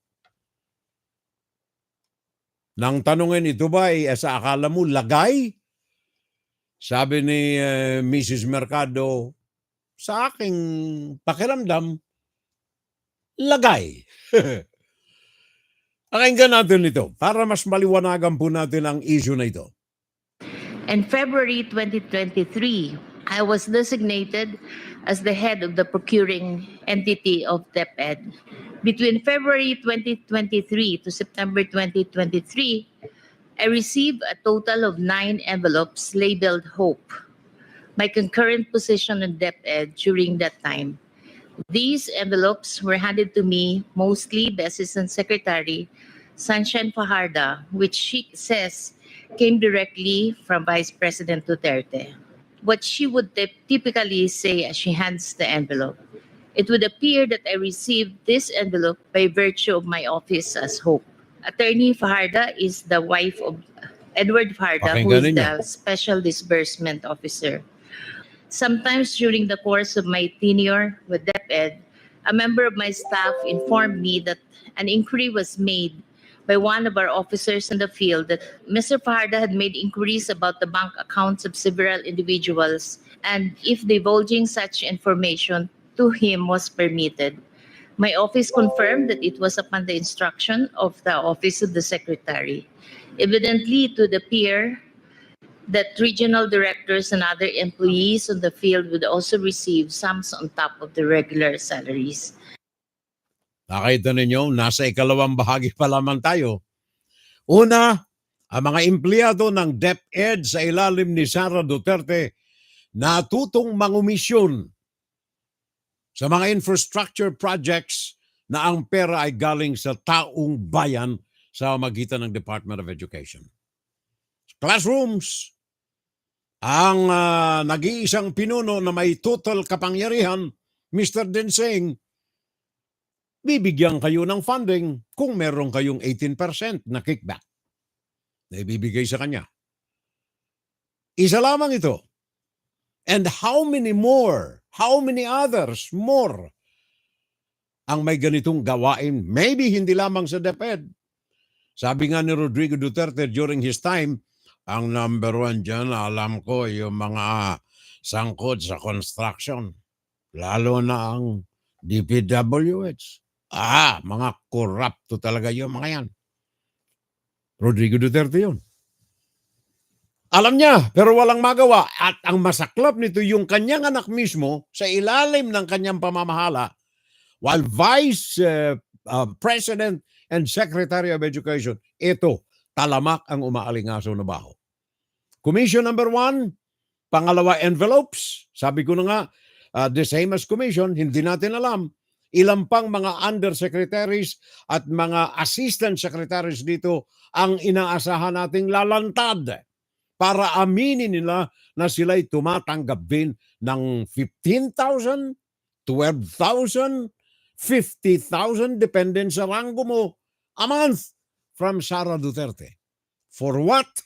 Para tahimik kayo sa anumang nakikita ninyo sa tanggapan ng sekretaryo. Bakit? Sapagat may anomalya rin ito eh. Anong anomalya? Isa rito.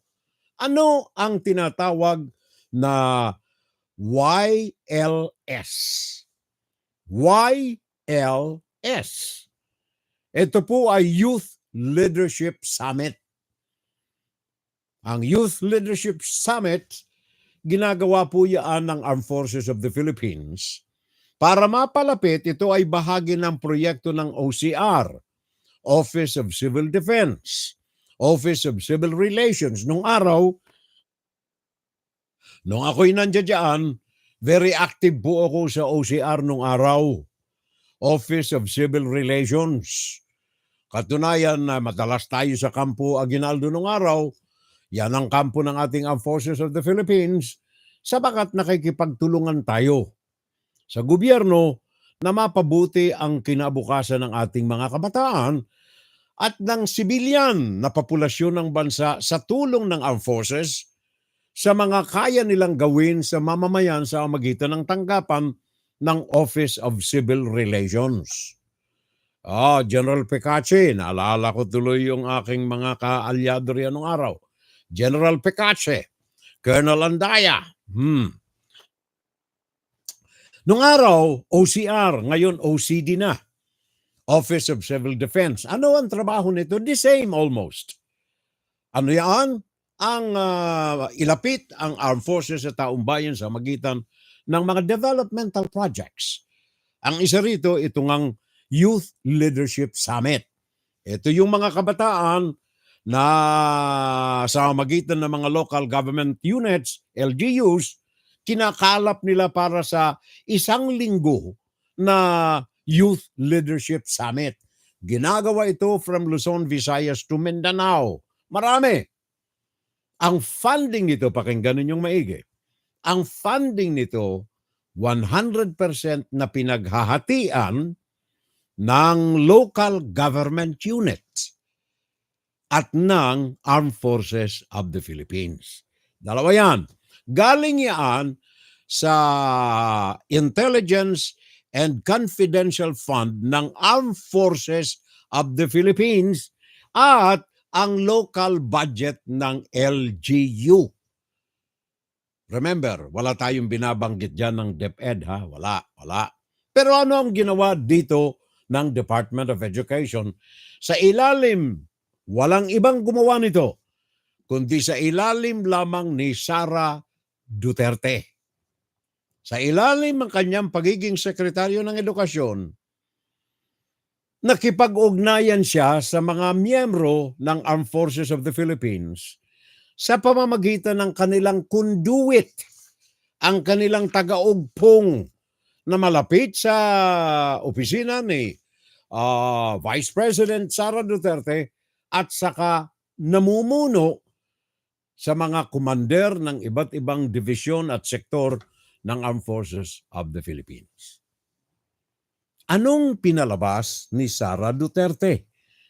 Para manakaw, masaklap, masamang kataga, manakaw, pero sa kakulangan ng ibang kataga, hiramin muna natin yung salitang manakaw, ang pera ng Intelligence Fund ng Office of the Vice President. Pinalalabas ni Sara Duterte na malaking bahagi ng kanyang kinulimbat na intelligence fund from the people's money ay ginugol niya, sa katotohanan ay ginurgur niya ang armed forces sa magitan ng claim na ang Office of the Vice President ay gumastos ng 15 million sa Youth Leadership Summit na ito. Pinabulaanan ito ng lahat ng mga commanders na ang Malacanang o ang Office of the Vice President ay nagbigay ng share na 15 million dito sa YLS. Pakinggan natin itong pakikipagtalaktakan ni Congressman Romeo Acop, 2nd District ng Antipolo, sa kanyang pakikipag-ugnayan kay General Mempin. Sino si General Mempin? Ito yung kinausap ng spokesman ni Secretary Sara Duterte na makipag-ugnayan sa Armed Forces of the Philippines at papermahin ng mga commander ng isang kasulatan na kumbagay may mga awards na ipinagkaloob. For what reason ang award? Hindi nakalagay. For what purpose yung acknowledgement? Hindi rin nakalagay. Address to whom it may concern. Bakit? Sabagat gagamitin ng Department of Education na claim ng Deped ni Sara Duterte na gumastos ang Deped ng 15 million sa pagsulong ng Youth Leadership Seminar na ito. Na ang katotohanan, wala ni isang kuseng. Kundi ang pera na ito galing sa local government units and ang pinakang malaking chunk ng financing nito galing sa Armed Forces of the Philippines. Pakinggan natin. Liwanagin natin ang husto kung papaanong gusto ng opisina ni Sara Duterte ay mangulimbat ng 15 million sa magitan ng maniobra at gustong palabasin na may share sila sa expenses ng YLS. Congressman Ako, please. Oh, direct question na lang, General. Did you receive any funds from the confidential funds of the OVP in the conduct of these events? No, sir. No. No, sir. There are no funds coming from the Office of the Vice President. Yes, sir. No funds Regarding coming this. from them. May I ask Yusek Memphine, why Yes, would Your Honor. certifications be addressed to you?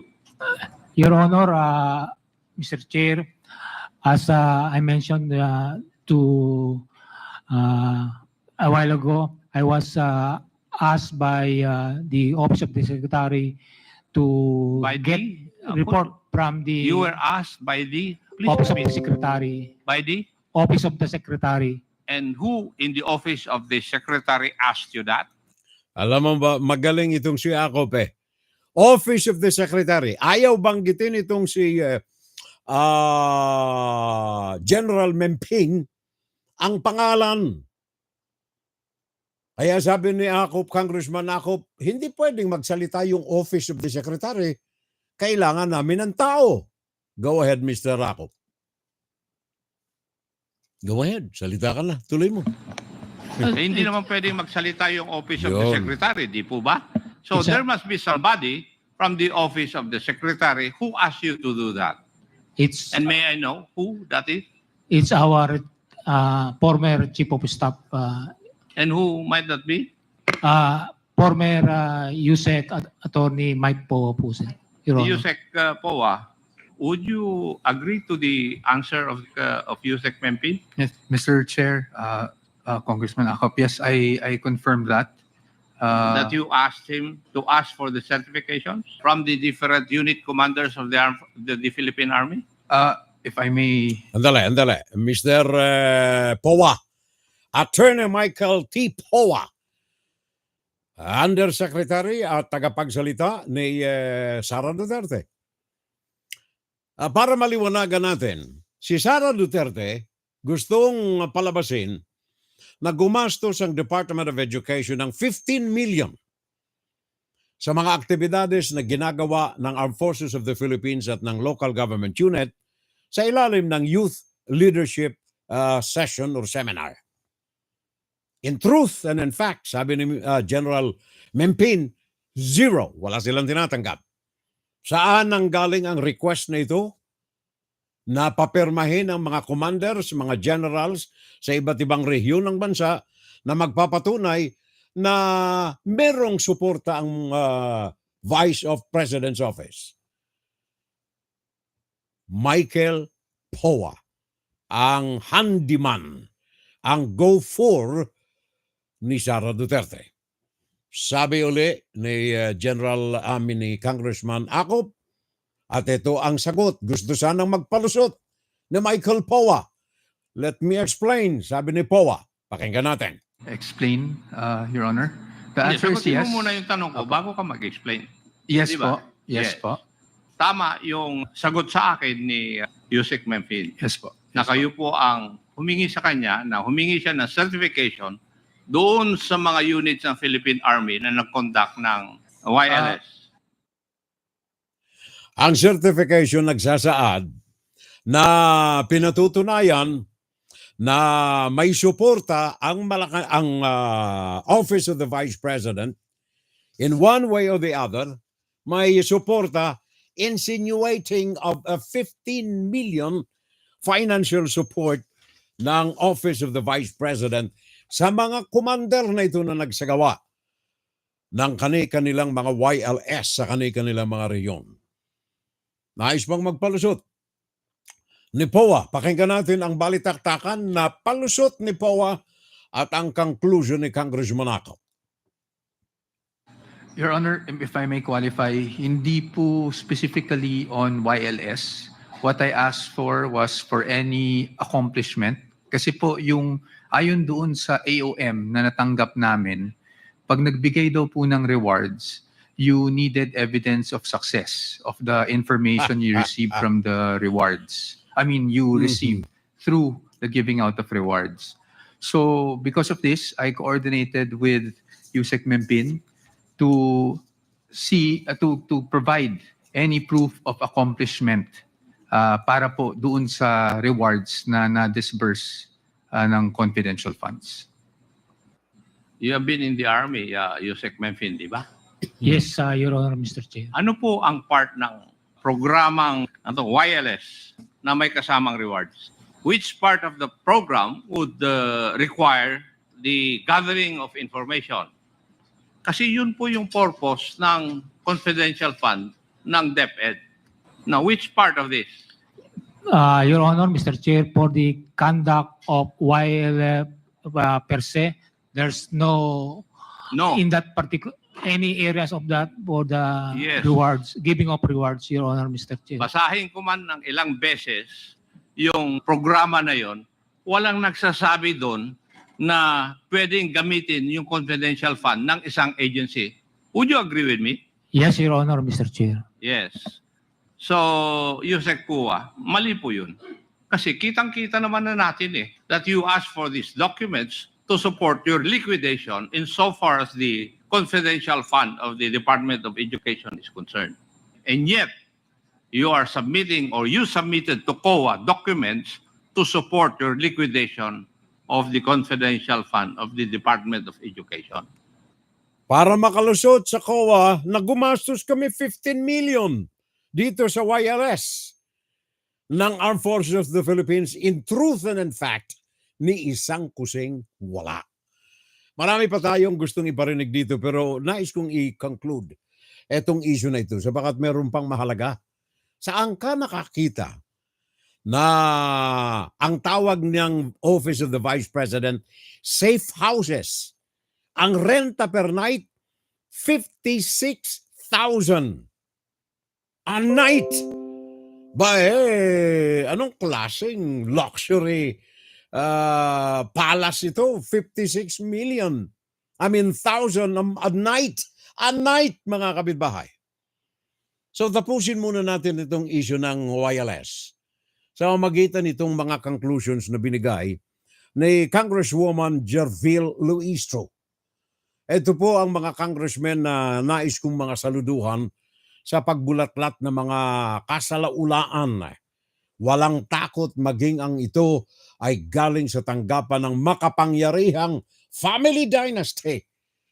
Ang mga Dutertes na ngayon pinangungunahan itong kanyang balaso, ayokong sabihin, ng kanyang matapang na anak na ipahuhukay niya ang bangkay ng tatay ni Marcos at itatapon ito sa West Philippine Sea. Jerville Luistro. While we believe that these certifications were submitted to justify the 15 million that were allegedly paid as reward to informers, now all the officers from the AFP, that includes General Memphis, the USEC for Administration, are stating that the Deped did not utilize any of its confidential fund in support of the Youth Leadership Summit. These statements, Mr. Chair, are completely contradictory to what Deped has made the COA believe in the submission of all these certifications. Mr. Chair, let us all be reminded, ito pong confidential fund na ito, pera ng taong bayan.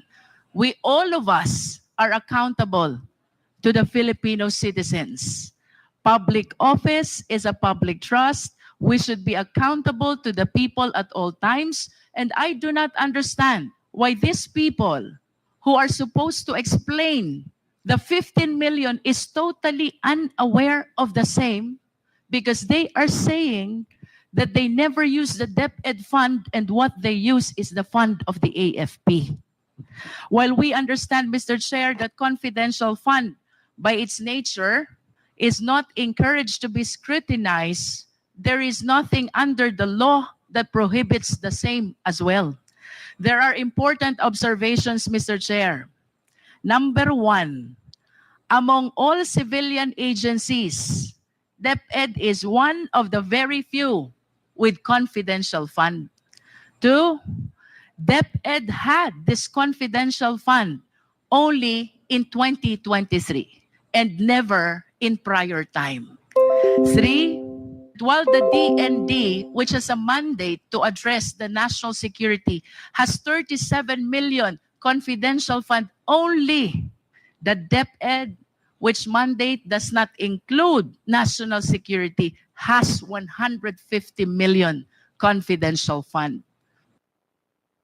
Yan ang dinig po ni Jervil Luistro, ang kanyang concluding points doon sa paggamit ng 15 million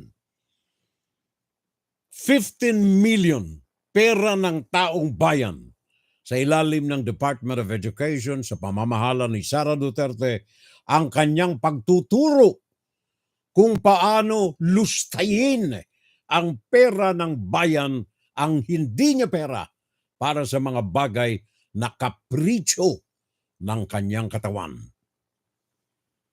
Mr. Chair, to continue, while the police, the AFP officers already denied this YLS, having been supported by DepEd, 15.54 million po ang amount that the DepEd is trying to justify in making use of the certifications that were submitted by the AFP. Number 5, Mr. Chair, prior to 2016, pag ang pinag-usapan po natin ay Youth Leadership Summit, it is the AFP who leads and they just coordinate with DepEd.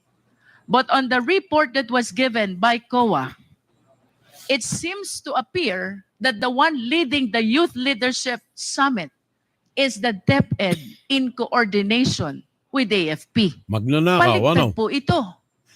Number 6, Mr. Chair, I do not want to preempt any conclusion. However, Mr. Chair, General Mempin spent 2017 to 2023 of his AFP career in Davao City and Davao region. During this time, the former president is the president and our vice president is the mayor. Sandali, Congressman Luistro.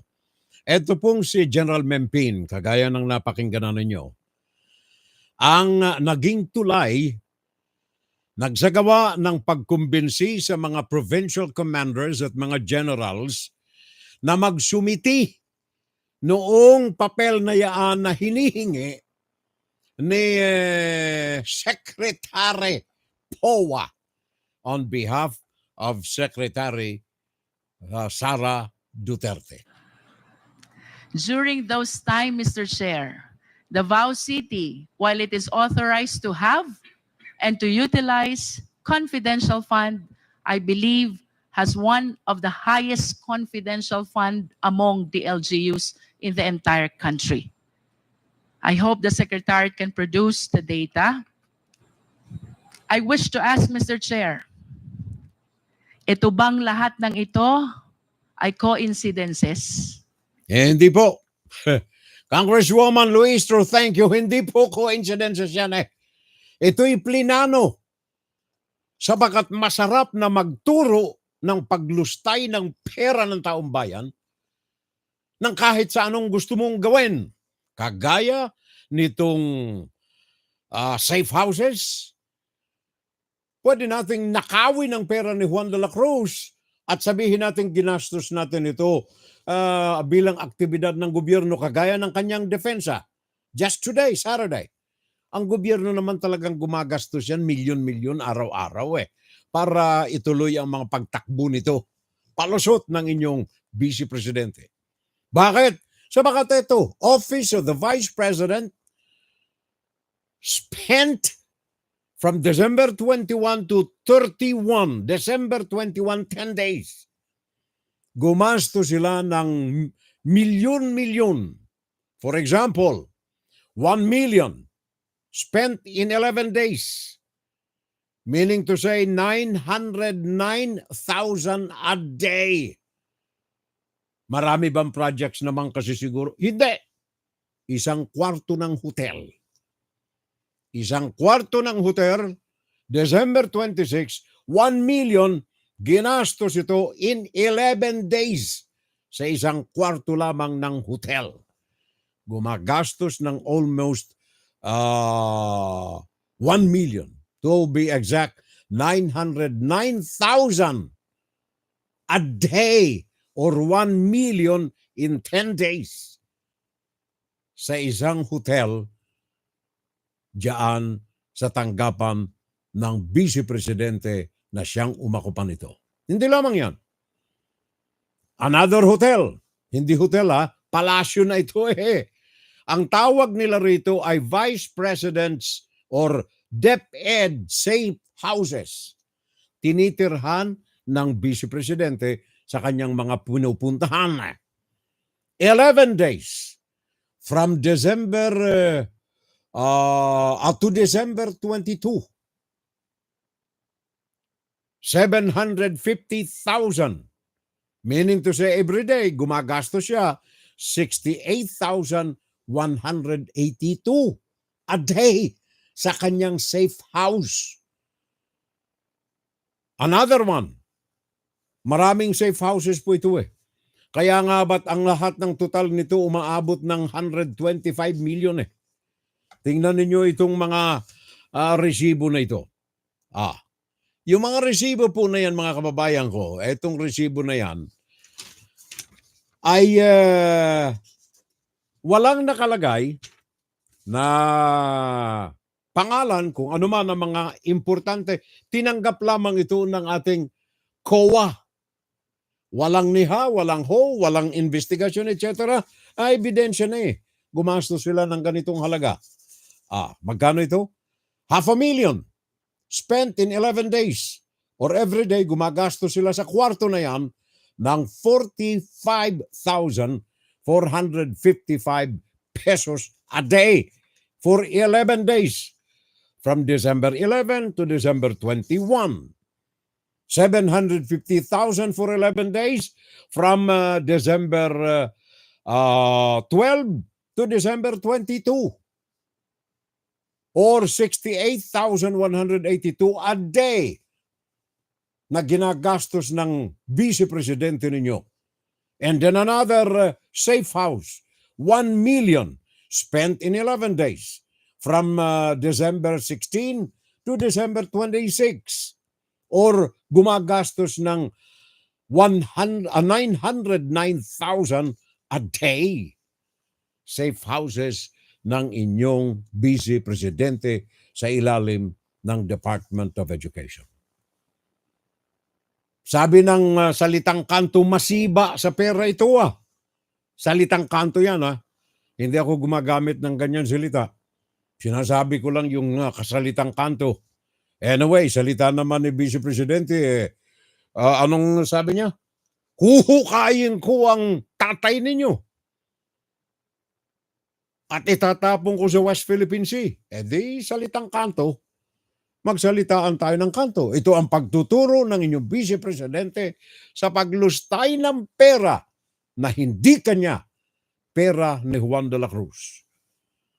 Kumakanlong lamang ito sa mga kataganang Intelligence Fund, Confidential Fund. Kaya naalala nyo, pati na yung Philippine Charity Sweepstakes Office under Garma, natuto na rin siyang gumamit ng Intelligence Fund para sa kanyang anak na babae. Magkakaano? Just to recall, bago natin wakasan ito. Kayo na ho ang bahalang magtimbang-timbang bayan ko. Just to recall, nung siya ay alkalde ng Davao, doon siya nagsimulang magtampisaw at makita ang pwede niyang pagkunan ng perang malulustay na hindi mababawasan ng kanyang sariling kaban. 2016, alkalde siya ng Davao, pinalitan niya ang kanyang tatay, ang kanyang intelligence fund, 144 million. Sabi niya, masarap pala. Masarap pala itong may 144 million ka. Libre ito sa anumang mga auditing ng COA. Kailangan mo lang ang bogus na receipt, ayos na. Wala nang scrutiny ni ang Kongreso, Senado, walang kapangyarihan na bulat-latin kung saan mo ginastos ang 144 million na intelligence fund noong 2016. Kaya nung ginawa ni Sara, dagdagan ko kaya ito. 2017, 294,000. 294,000. Hindi pa siya sapat ang 144. Dinuble, 294,000. Nagtampisaw ng sangdamakmak na pera ni Juan de la Cruz. 2018, nakukulang pala ang 294. Gawin natin, 420 million a year. 420 million. 2018. Sabi niya, teka, kulang pa. 420 million lang ito, kulang. Dagdagan pa natin. Kaya yung mga huling taon niya, 4 na taon niya bilang alkalde ng Davao, 2019 to 2022, ang kanyang intelligence fund umaabot even 460 million a year sa 4 na taon na yan. 460 million. Naging Vice Presidente, naging Secretary of Education. Wala akong masyado nito. Mangurako tayo sa iba. Pati ang opisina ni Bongbong Marcos naging kasangkapan. Nakakuha siya ng 125 million additional sa kanyang intelligence fund. Yan po, ladies and gentlemen, ang inyong Vice Presidente. Sa kanya lamang na panunungkulan ng less than 2 years bilang Secretary of Education, ang pagtuturo niya ng paglustay ng pera ni Juan de la Cruz na hindi sa kanya. Inside, Guro-Guro, Opinion, Pan Saturday Live. Magandang uri ng pagtuturo para sa mga kabataang nais matuto. Pan Saturday Live. Saturday Live. Ang inyo pong amang lingkod, mga kapitbahay. Pakinggan si Perel Salvo tuwing Sabado dito sa FGS Web Radio para sa mga Pilipino. For the Filipino people, of the Filipino people, and by the Filipino people. Puso ko, sa bayan ko. Yan po ang ating tinig. Tinig ng ating mga kababayan. Tinig ng Pilipino. Para sa Pilipino.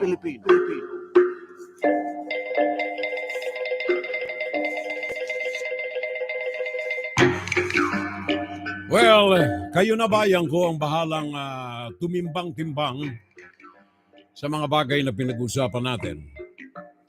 Ang ating pong adikain dito ay hindi manira sa karangalan ng kapwa, sa karangalan ng iba, kundi sa isang public official, kailangan lamang na busisiin natin ang kanilang mga ginagawa. Sabi ko na nga kanina, as a public official, you have to work for the people, of the people, and by the people. At kailangan ang pagmamahal na yan ay para sa bayan. Puso ko, sa bayan ko. Salita ng mga Ilocano, timawa sa pera. Si VP Enday, sabi ni Mirna Guillermo. Batcom Quezon Talagit nararapat na repasuhin ang batas sa paggamit ng confidential at intelligence fund ng mga kongreso at ganun din ng Senado. Saludo ako sa House of Representatives. They are very intellectual to scrutinize the dirty corruptions of some of our government officials. Binabasa ko po ang inyong mga komentaryo. Sabi ni Batcom Quezon Talagit, ang taong di makapagpaliwanag sa mga tanong at gumagawa ng ibang pag-uusap para malihis ang kausapin, umasagot ang mga katanungan. Batcom Quezon Talagit. Sabi niya pa, madami ngayon na mga bago sa Kongreso na mga magagaling, talo pa ang ibang mga nasa Senado ngayon. Bilang sa 10 kung mga daliri ang mga matitino at mga magagaling sa Senado. Ako, bilang ko lang sa isang kamay, pare ko. Hindi doon sa kanta ng mga eskwela natin nung araw, 10 mga daliri sa kaliwa at mali. Ano ba yun? 10 mga daliri. Di ko na alam, pare ko eh. Grade 1 pa ako nang kumanta niyan eh. Malinaw pa sa liwanag ng araw na impeachment ang pinagagawa ng dating secretary ng Deped, walang iba kundi si Sara Duterte. Sabi ni Batcom Talagit, pare ko eh. Gudi Eusebio, sabi ni Rodolfo Rania Eusebio, paano aangat ang quality ng edukasyon kung ang pinagtutuunan ng pansin ng Deped ay ang confidential funds, safehouses, at mga envelopes na may laman na pera? Kaya kulela tayo sa programa ng International Students Assessments o kaya PISA na pang 70 tayo sa 81 mga bansa sa daigdig. Kung titingnan ninyo, pare ko, ang record ng COA, meron akong printed file dito. Mga classrooms na kailangan, mga upuan na kailangan, mga buildings na kailangan. Mga kailangan nito, ibig sabihin hindi nagawa. Yung mga nandoon na, mga libro na inaamag na at nabubulok na, mga computers na nabubulok na at naaamag na at hindi na mapakinabangan, obsoleto na. At kung ano-ano pang mga teaching materials, inaamag na, nasira na at hindi na magamit. Ang iba'y binahana. Lahat ng ito nangyari sa panahon ni Sara Duterte bilang Vice President at Secretary of Education. Masaklap, di ba, pare ko? Paring Rodmon. Good morning na lamang from Murrieta, California. Bagong trabaho ni Sara ay sipulturero, maghukay ng bangkay. Malakas yan ngayon na darating na undas. Sabi ni pare kung tunay ito eh. Jason Oro. Pare ko eh. Mahinang kita riyan, pare ko eh. Nancy Young and family. How are you, Nancy? Thank you very much ulit. And then si paring Jeffrey Espinosa watching from Lethbridge, Alberta sa Canada. Good morning, brother. At have an FSL shout out sa lahat ng mga trapong politiko. Wag na nating iboto. Sabi ni parang Jeffrey Espinosa. Thank you, pare ko. At nasa huling bahagi tayo ng ating palatuntunan, mga kapitbahay, ang ating go ahead. One, Saturday Live. Saturday Live. Meron ba tayong mga hindi nababanggit ditong mga Andre Yanga, pare ko? Thank you so much. Andre Yanga, Rodmon, thank you, my friend. Ang ating kumparing tunay, paring Ed Tolosa at kumaring Didi Tolosa. Naglalamierda sa Egypt, sa Roma, sa Italia. Ang aking kumparing tunay na ito. Pare ko, magdala ka ng Italyana pag-uwi. Ed Tolosa, maring Didi. Yan ang produkto ng hard work during the olden times. Tapos na, nagretiro na yung dalawa. So, lamierda na lamang ng lamierda. Ed Tolosa, maring Didi, thank you so much. Ingat kayo riyan sa Roma, sa Italia, sa Egypt. Ingat kayo riyan, ha? And then, I'm Ronnie Blog. Thank you, my friend. Sabihin mo sa akin kung saan ito. Nasa YouTube ba? I am Ronnie, R-O-N-Y, Vlog. Thank you, pare Koy. Maraming salamat. Paki-attach yung program natin dyan sa vlog mo. And also, you can republish our program dyan sa programa mo, pare ko. Yan ay si I am Ronnie Vlogs. Thank you, pare ko. And then, of course, si Solomon Ray. Thank you, paring Sol. Welcome sa ating FSL din. Parang si Ronnie. Welcome sa FSL. Solomon Ray, thank you so much. Maraming salamat. And then Shirley Salvo. Pinsan ko na rin siguro ito eh. Maraming mga salvo dyan sa Visayas and then Mindanao. Dyan sa Visayas, mga parte ng mga angkan ng kapatid ng aking papa. Dyan siya nagkalat ng mga salvo sa Visayas. Ang kapatid ng aking papa. And of course, teka, meron pa ba? Maring Nancy Ong, nandiyan pa rin siya. And then, Suging Suprayade. I hope I am pronouncing the name correctly. It sounds like Asian, siguro Malaysian, Singaporean, mga katabi namin dyan. Suging Suprayade. Thank you very much. And I hope you also understand the language I'm using. Supreme, thanks for the company. And thanks for the audience. Of course, ito ang ating tinig. Tinig ng Pilipino para sa Pilipino. By the way, naalaala ko tuloy, Naalala ko tuloy, meron pong isang American citizen na nakapag-asawa ng isang Pilipina at nakatira riyan sa Mindanao, I think for the last 6 months. 6 na buwan pa lamang. Diyan siya tumira sa Mindanao at kasama yung kanyang may bahay. Unfortunately, yesterday morning, early morning, ay kinidnap ito ng ilang mga sandatahang mga lalaki na nagkapakilalang mga pulis. Ito'y naganap sa Sibuyo. Let me see kung anong eksaktong lugar ito. Diyan sa Sibuyo, sa Zamboanga del Norte. At ang mga pulis ngayon, naganap ito noong kahapon, Friday. Friday ng madaling araw. Kahapon ng madaling araw, kinidnap ito ng ilang sandatahang mga lalaki. 4 ang kanilang pagkakakilala. At ang biktima ay kinilalang si Elliot O'Neill Eastman. Elliot O'Neill Eastman. Ito'y taga Vermont. Malapit ito dito sa amin. 4 hours drive from here. 26 na taong gulang lamang. Ito ay tinangay ng armadong mga lalaki. Yung kanilang bahay, nasa tabi lamang ito ng dagat.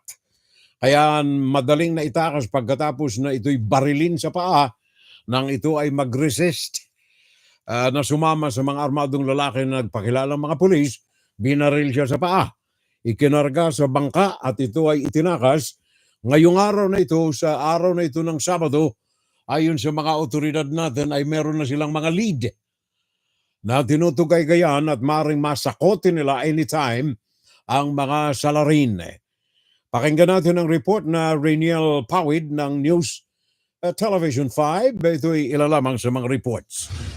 Nag-livestream pa ang Amerikanong si Elliot Eastman sa loob ng kanilang sari-sari store sa Barangay Poblasyon sa Sibuco, Zamboanga del Norte nitong Lunes. Isa lang yan sa mga mini-vlog ni Elliot na nakapangasawa ng lokal sa Sibuco. Kagabi biglang pinasok ng 4 na armadong lalaki ang tirahan ni na Elliot. Nagpakilala silang pulis. Pinilit nilang pasamahin si Elliot pero na nagpumigla siya ay binaril ang kanyang paa. Sa mga larawang kuha sa loob ng bahay ni Elliot, makikita pa ang dugo sa sahig. Natagpuan din doon ang isang basyon ng bala. Dahil sugatan, binitbit ng mga armadong lalaki si Elliot saka isinakay sa bangka. Malapit lang sa dagat ang kanilang bahay. Base sa inisyal na investigasyon, 5 buwan pa lang na nakatira sa Sibuco si Elliot. Kaya pala isipan kung sino ang dudukot sa kanya. Wala rin daw natatanggap na ransom demand ng pamilya. Based on the background of the victim, actually lumalabas po naman, wala naman po talaga siyang known big business dito sa area. Wala din siyang known talaga na profession. Kinumpirma rin ng Bureau of Immigration na dumating sa Pilipinas si Elliot nito lang Mayo. Bantay sarado naman ng mga pulis ang misis ng biktima na nakararanas ng trauma dahil sa nangyari. Hanggang sa ngayon, hinahanap pa rin si Elliot. Inaalam din kung sino ang mga dumukot sa kanya at kung ano ang motibo nila. Nakarating na raw sa Embahada ng Amerika sa Pilipinas ang ulat tungkol dito. Hindi raw sila nagbibigay ng pahayag sa mga posibleng insidente ng kidnapping habang gumugulong ang investigasyon. Nagbabalita mula sa frontline, Rainiel Pawid, News 5. Thank you, Rainiel. Naalala ko tuloy dyan sa Russia at saka Ukraine na kasalukuyan pang dumadagundun ang gyera riyan. Ang report na tinanggap natin na may palitan ng mga prisyonero ang Russia at saka ang Ukraine, 95 prisoners from each side. 75 na mga prisyonero from Ukraine ay pinasa na sa kanilang sariling bansa sa Russia, and at the same time, yung Russia naman ay nagpakawala ng mga prisyonero at nasa kamay na ng Ukraine. Sabi ni President Volodymyr Zelensky, every time Ukraine rescues its people from Russian captivity, we get closer to the day when freedom will be returned to all of us who are in Russian captivity. Yan ang sabi ni Zelensky. At sabi niya yung mga pinalaya, the freed prisoners, had served on various fronts, including some who had defended the port city of Mariupol for nearly 3 months in 2022. Magandang balita ho yan, ano ha? Now, doon sa mga buhay, pinagpalitan ito, 95 on each side. Doon sa mga patay, ito ang masaklap. Gawa ng tinanggap namin ang report na ito from Russia. At ito ay kumpirmado ng Washington Intelligence Sector. Ayon sa kanila, ang digmaan sa Ukraine na ngayon ay lampas na ng 2.5 taon. Ayon sa report na ito, ang Russia ay tumanggap ng sandamakmak na kamatayan para sa kanilang mga sundalo. Subalit ito ay hindi pinapansin ni Vladimir Putin. Dahilan sa kanyang ego at ang kanyang pagpapanatili sa pwesto. Alam niya na kapag ito'y kanyang inamin, ay mawawala siya sa pwesto dahilan sa pag-aalsa ng taong bayan. Ayon sa report, may 600,000 ng mga sundalo na mga Ruso ang mga nangamatay. Ito ay tinataya na aabot ng 1,000,000 pagpasok ng bagong taon 2025.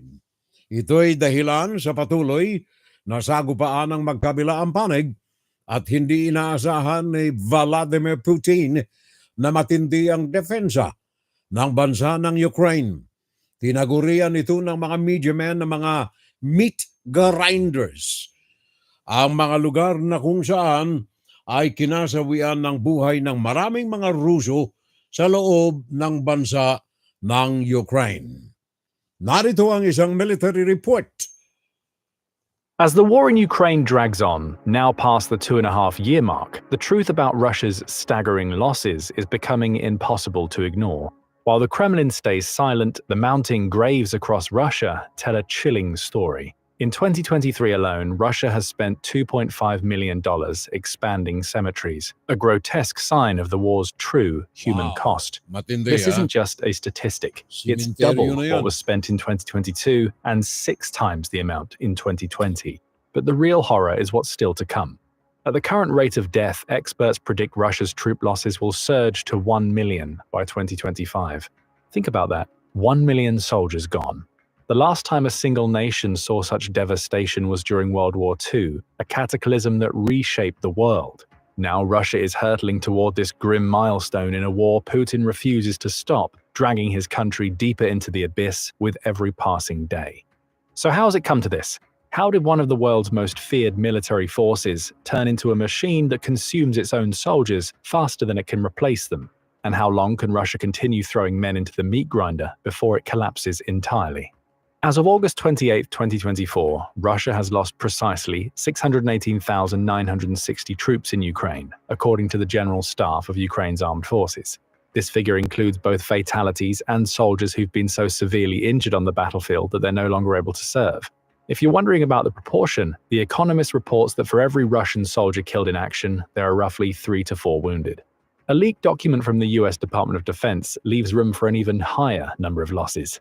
According to this document, between 462,000 and 728,000 Russian troops have been killed, injured, or captured in Ukraine since the invasion began on February 24, 2022. That's substantially more troops than Putin initially prepared for the full-scale invasion of Ukraine, with 190,000 soldiers moving into Ukrainian land on that fateful February day.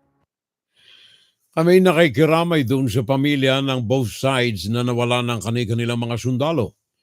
Kaya pinakita ko sa inyo itong nag-flash dito sa aking iPhone na image of the Virgin Mary. Makasakaling makapagkaloob ito ng ikayangay pagkalabit sa mga puso natin. Sa makadayon dito sa report na tinanggap natin, Ukrainian officials report yung mga Russian invaders ay nakapatay din ng 12,000 civilians. Kasama rito ang 551 na mga bata, mga sanggol, mga bata sa loob ng Ukraine ng salakayan ito ng mga sundalo ng Russia. And then ayon dito sa Norwegian Refugee Council, NRC, ayon sa kanila nitong nakalipas lamang na buwan ng Pebrero, mahigit sa 10,200 na mga civilians ang kumpirmadong namatay at 20,000 ang mga nangasugatan sa loob lamang ng Ukraine sa pananalakay na ginawa ng mga sundalo ng Russia. 10,200 civilians and killed and 20,000 injured Ukrainians. Ito'y sa report na pinalabas ng Ukraine itong nakalipas lamang na buwan ng Pebrero. And then ang London-based na armed violence,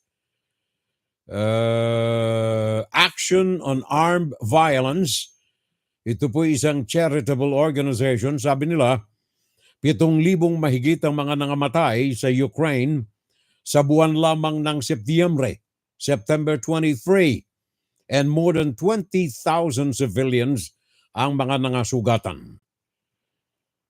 At sabi pa rito ng London-based charity organization,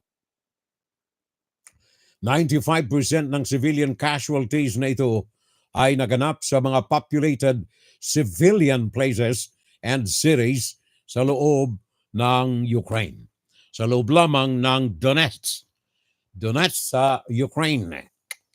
Grabe. Yan ang dulot ng gera. Dinaig pa ni Inday ang budget ng Manila, ng Quezon City at Makati at Taguig. Sabi ni Maring Mirna Guillermo. Sabi ni Paring Batkum Talagit, binaril sa paa yung Amerikano. Dumudugo yun tapos isinakay sa bangka. Pag naman sana itinapon sa dagat, delikado baka kainin ng pating. Huwag naman sana. Sabi ito ni Paring Batkum Quezon Talagit. Well, etong naalala ko tuloy ang West Philippine Sea. Gawa ng sinabi ni pare ko nandoon pa naman sila sa Zamboanga. Facing West Philippine Sea ang Zamboanga. Kaya naalaala ko yung West Philippine Sea. Ito po ay naalaala ko ang China. At kapag naalaala ko ang China, yung mga nagaganap riyan ng mga pang-abuso ng civil rights, liberties ng ating mga kababayang mga Chino, diyan sa mainland China ay hindi po mapuknat-puknat sa aking isipan. Ngayon, kaakapay nito ay ang ekonomiya ng China. Kapag naghihirap ang taong bayan, kahit saan bansa, ang ekonomiya nito ay siguradong may epekto. Kaya diyan sa China, napagkaalaman natin na ang ekonomiya riyan, kagaya ng mga naibalita natin itong mga nakalipas na mga Sabado, consistently ang economy ng China ay bumubulusok. At ito ay another pruweba, another proof na ang ekonomiya ng China ay tuloy pa rin sa kanilang pagbulusok at ito ay ang pagkansila. Hindi lamang suspension kundi cancellation ng mga biyahe ng mga international airline companies sa loob at labas ng mainland China. Ito po ang tinanggap nating report as of today, Saturday. Ngayon ay Oktubre 19. Several foreign airlines have started suspending their flights to China, a development that has become big news both internationally and within mainland China. Suspension pa lamang ito. Now, according to Kakin C, ito ang head of operations ng Universal Export International. Ayon sa kanya, ang mga kadahilanan ng suspension ng iba at ng cancellation. Pakinggan ninyo, yung ibang mga airline companies suspended flights.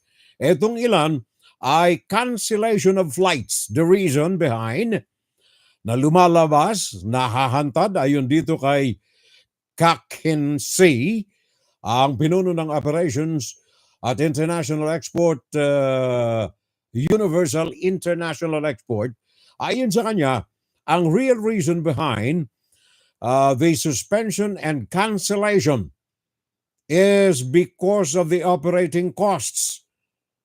Isang issue. And number one, the continuous decline of international importance of China. The number of foreign passengers airlines reflects the international community's attitude towards the country and its economy. Yan ang report. Kaya ngayon ay nawawala, maraming mga kansilado. May mga pangalan ito Teka muna, ano bang mga airline companies itong mga nandirito? Pakinggan na lamang natin. Baka may report dito. Galing sa China Insider News, pakinggan natin ito. Due to reduced demand, increased operational costs, and geopolitical tensions, several international airlines have canceled or partially suspended flights to China. At the same time, Chinese airlines are also reducing their international routes. Analysts suggest that this reflects a decline in both the Chinese economy and its international influence. On October 10th, Polish airline LOT announced that it would suspend direct flights between Warsaw and Beijing. On October 9th, Scandinavian Airlines Safehouses announced that it would suspend its Copenhagen-Shanghai route starting November 10th. In the previous 3 months, 3 other European airlines also stopped or reduced their services to China. At the end of September, Lufthansa, one of Europe's largest airlines, announced that it would suspend the Frankfurt-Beijing route starting in late October. In early August, British Airways announced that it would suspend its London-Beijing route from late October. In mid-July, Virgin Atlantic Airways, headquartered in the UK, announced that it would suspend its London-Shanghai route starting October 26th. In addition to Europe, several airlines in the Asia-Pacific region have also made adjustments to their China routes. On October 3rd, the Philippine Department of Tourism issued a statement indicating that local airlines must reassess their Philippines-China routes due to overall weak demand for international travel from China.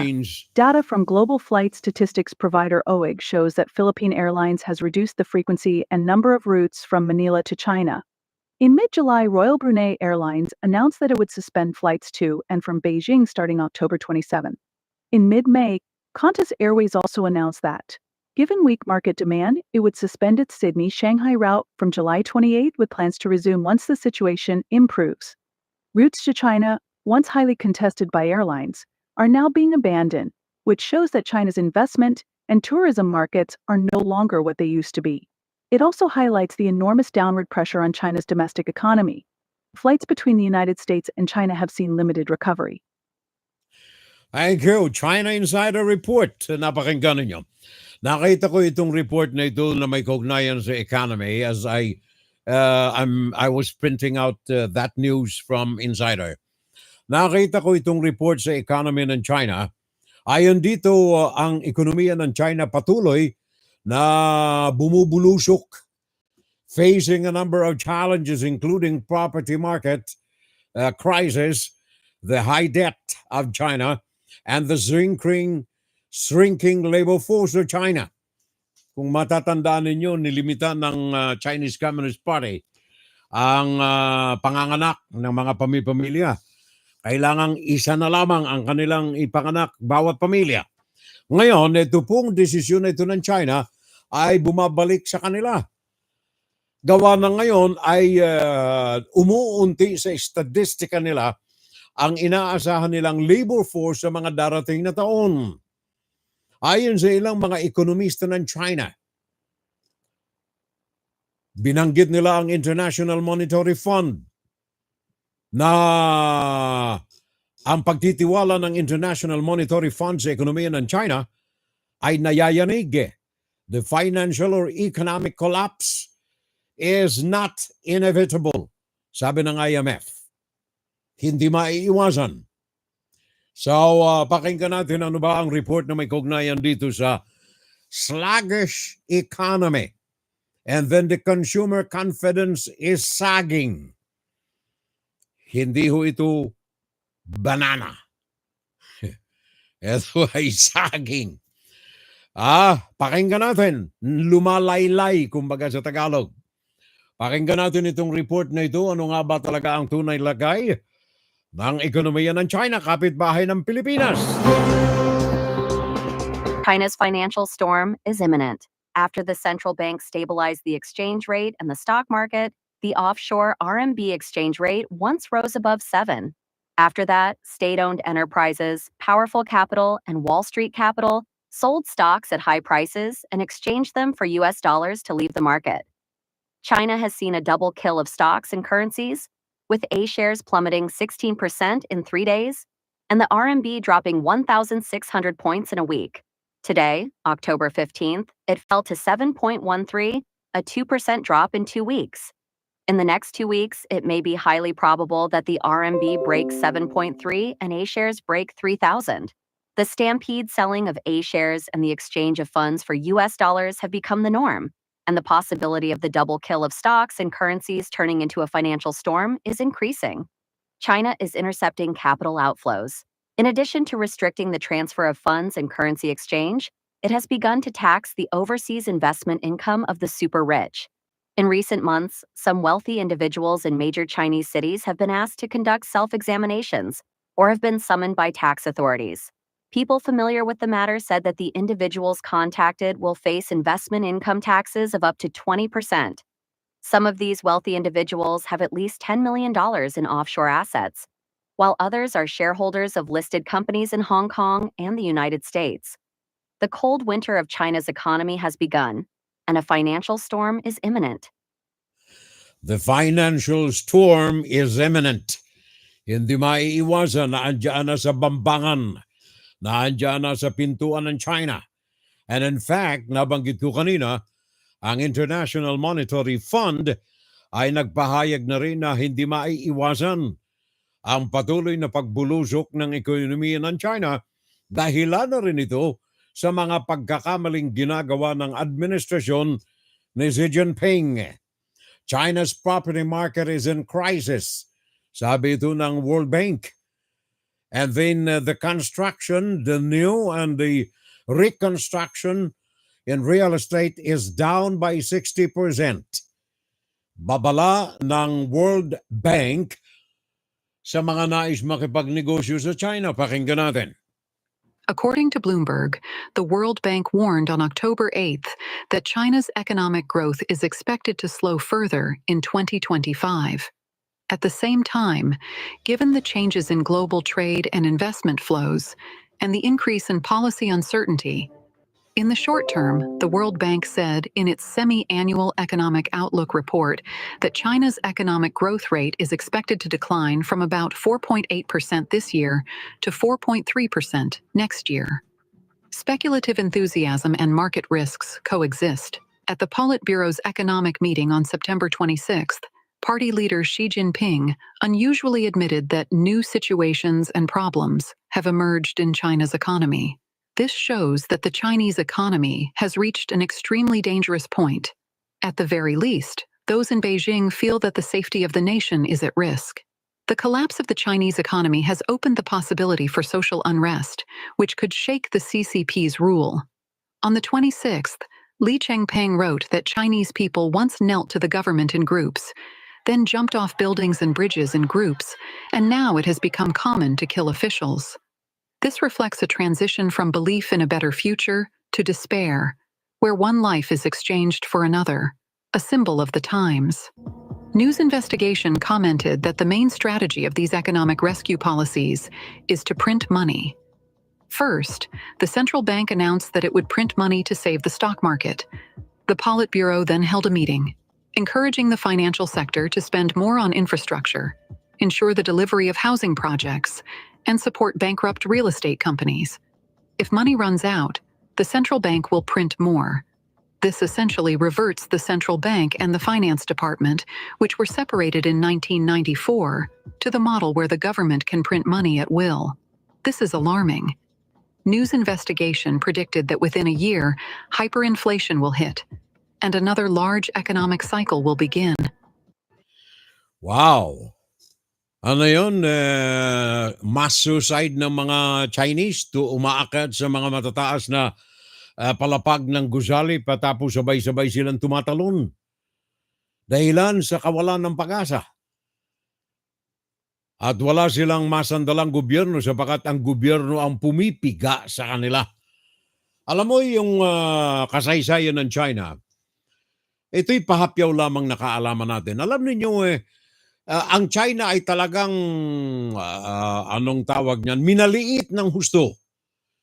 During and before the Second World War, sila ay talagang hikahus na mga tao In fact, even after the Second World War, talagang hilahod ang China. Kaya dahilan sa kahirapan na yan ng China, sa ilalim ni Mao Zedong at hanggang sa kasalukuyan, pinairal ng Communist Party ang obligadong pagtrabaho. Dito sa atin, sa Western world, 8 oras lamang tayo magtrabaho sa isang araw. Simulang alas 8 ng umaga, hanggang alas 4, alas 5 ng hapon, may 1-hour break sa noontime. 8 oras. O kaya ay 40 hours a week ang trabaho natin dito sa democratic countries of the world. Ang Pilipinas, gumaya rito sa Amerika, 8 oras sa isang araw. Sa China, mga kababayan, I hope kung hindi ninyo alam, sa China, 15 hours. Ang iba'y 16 hours, obligadong magtrabaho. Ang mga Chino na pinahihirapan ng kanilang gobyerno ngayon.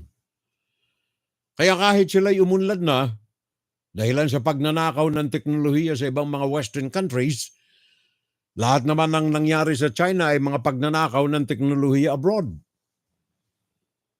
Kaya nang umunlad sila, the same nahirati yung mga manggagawang mga Chino na magtrabaho that long period of time. Kaya saludo ko sa kanila. Kumbaga ang kanilang working habit, commendable, but not recommended. Namantakay mo, magtrabaho ka 15 hours, 6 o'clock in the morning to 9 o'clock in the evening. Saan ka nakakita ng ganyan? Pero sa atin, sa mga demokratikong bansa, ang trabaho natin 8 oras lang, 40 oras lamang sa isang linggo. Puso ko, sa bayan ko. Iyan ay sabagat mahal natin ang ating mga kababayan. Pakinggan si Perel Salvo tuwing Sabado dito sa FGS Web Radio para sa mga Pilipino. Sabi ng aking kaibigang Marites, Marites, Mirna, magka-M kasi Mari ko Sabi ng kaibigan ko si Mirna, sabi niya, from a reliable source, the Ukraine and Israel president went personally to the house of former President Donald Trump. Yun ang chismis na napag-alaman ng kumari ko, Mirna Guillermo. Maaring totoo. Maaring totoo. Sabi ni Donald Trump kahapon, pag ako ang naging presidente na, ay itutuloy ko ang papataw ng parusa sa China sa mga ginagawa nito sa mga mamamayan sa Amerika, pagnanakaw ng teknolohiya, pagnanakaw ng produkto, unequal and illegal trade practices ng China with the world. Tama yan, pare ko Sa atin, sir, sabi ni paring Ed, uy, ang aking kumparing tunay. Nasa Egypt ka ba ngayon, pare ko? Nasa Rome? O nasa Italy? Saan ka ba ngayon, pare ko? At saka si Maring Didi. Sa atin, sir, sabi ni paring Ed, sanay kami ng sir kasi yung MacBoys, ang aming address instead na name, grupo namin. Instead na name, sir ang tawag namin, sir. Respeto sa bawat isa. Kahit kumpare kong tunay ito, tingnan mo, ang tawag sa akin, sir pero hindi naman ako mataas sa kanya. Mataas nga siya sa akin, both physically and professionally. Kailang kaya ito maganda pare ko Sa atin, sir, sa Pilipinas daw, sabi ni parang Ed, kailang kaya tatalo naman sa bintana sa dala ng kasalanan sa bayan? Sino, sir? Sino? Banggit ka, banggit. Wala sa atin, pare, kapalmoks Kapalmoks, pare ko, mga politiko sa atin kung hindi kapalmoks, bakit mas lalong talamak ngayon ang family dynasty? Tell me. Tingnan ninyo ang record ng COMELEC. Doon lamang sa party list dominated. 86% ng party list nabibilang sa mga family dynasties ang mga humahangad ng pwesto. Easy way in sa Kongreso ang party list. Ngayon, kung aasahan mo parang Ed na tumalon sa bintana, wag na. Luwagan mo man ang bintana ng pagkaluwag-luwag. Kung mga politiko sa atin na pag-uusapan, wala kang maasahan. Mga masiba. Mga masiba sa pera ang karamihan sa mga politiko natin, with the exception, by the way, of course, laging may exception yan Doon sa talagang mga tumatrabaho. To name a few, ang mga bagito natin, mga neophytes na mga congressmen, kagaya ni Congresswoman Luistro. Saludo ako sa iyo, ma'am. Saludo talaga ako. Hindi tatalon yung iba riyan sa binta.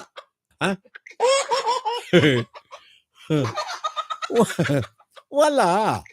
Walang tatalon, paring Ed. Walang tatalon sa bintana ng mga politiko natin. Wala talaga. Magpakamatay na lang ito sa busog ng pera. Sabi ko na nga kanina, Sara Duterte, ang pagtuturo ng paglustay ng pera na hindi sa kanya. Sara Duterte yan. Wow, happy birthday. Ooh, wow, celebrate. We've been waiting all year to celebrate with you. That day is finally here, and so we sing for you. Ooh, wow, celebrate. Bago ako tuluyang ma-high blood ulit, magbatian muna tayo mga pare ko at mga mare ko na mga birthday celebrants natin. Gaya nito mga nagdiwang noong September 16, Ed Saraguzala, Teresita Labarcon, Roland Toto Kabuslay, Lilian Montalban Sanoro. Pare ko, mare. Mare pala ng pare ko. Asawa ito ni paring Jesse. Happy birthday nung Miyerkules. Nakalimutan ko but anyway, tama naman ito ngayon sa sektor ng ating balitaan sa birthday. Pare ko, pakiabot kay Maring Lilian na happy birthday sa kanya, belated. Noong araw ng Miyerkules. Also, Carmen Gregorio Sheila Lee Alvarez, Denmark Andres Donato, Mary June, San Agustin, Alan Smith, at saka Liza May Salvo. 10 mga celebrants natin noong araw ng Miyerkules. Itong nakalipas na Webes naman, si Gina Molina, Joy Aloza, Arian Aloza, Joy Serra Coronado Badiola, Bicolano siguro. Ang pare natin, si Boy De Terra Jr., dyan sa Naga. Happy birthday, pare ko Ito yung nakalipas na araw ng Martes. Webes pala. Boy De Terra Jr., Ava Ongkinko, Mariserot Bermuday. Tama bang bigkas ko ng Serot? Oh, Sarat. Maria Sarat Bermudey. Happy birthday last October 17, Thursday. Also kay Jen. Hi, Jen. Magaling. Pinsan ito ni Sharon Cuneta. Si Jen dito na nakabase na sa amin yan sa New York. At lahat ng mga gigs dito, mga punksyon, mga katuwaan, naiimbitahan itong kumanta. Magaling. Jen Cuneta, happy birthday last Thursday. At saka ang kapatid na bunsoy ni Mrs. si Pio Pante, diyan sa Quezon City. Happy birthday uli, Pio. Wala si ate mo nandoon, may conference ngayon, may training, practice, there you are. Na mga CCD candidates sa OLV. And then, kahapon Friday, Helen Ritualo Malpaya, Amelia Alosa, Rodolfo Merck, Jessica Rubio, Deacon Sani Onco, aba pare ko ay, ito yung Jersey Port. Ito yung import-export tracking. No? Ang kanyang nanay nagsimula nito, si Deacon Sani, ang patuloy na nagpapatuloy nito. Ito yung shipping company. Deacon Sani Onco, happy birthday sa kanyang kaarawan kahapon Friday. At saka si Albert Sabalza, si Tony Abad, dyan sa Bicol, at saka ang aking pamangkin kay Kuya Edsel, si Joan Nicholson, dyan sa, saan ba si Joan? California, Chicago, Illinois, saan, hindi ko maalala. But anyway, nandirito rin ang kanyang pamilya. Joan Nicholson, happy birthday. Yesterday, ang aking pamangkin na maganda. Ang pamangkin kong artistahin. Joan Nicholson. And today, meron tayong isang dosenang celebrants. Molina Bouvier Auza, happy birthday today. Kay paring Roger Alama today, happy birthday paring Roger. Sir Roger. Ito ang isa sa mga founders ng Knights of Rizal, New Jersey chapter Knights of Rizal. Si paring Roger Alama. Pare ko happy birthday today. Leo Tunakaw Tam, Manuel Hilo Ramong, Nancy Roses, happy birthday today. Rachel Dangase Salvo, happy birthday today. Si Judith Canimo ng New Jersey. Realtor ito. I don't know kung active ba ngayon. Medyo may katandaan na rin si Maring Judith. Happy birthday today. Leo Salvo Tunakaw also today. Rochelio Tunakaw also today.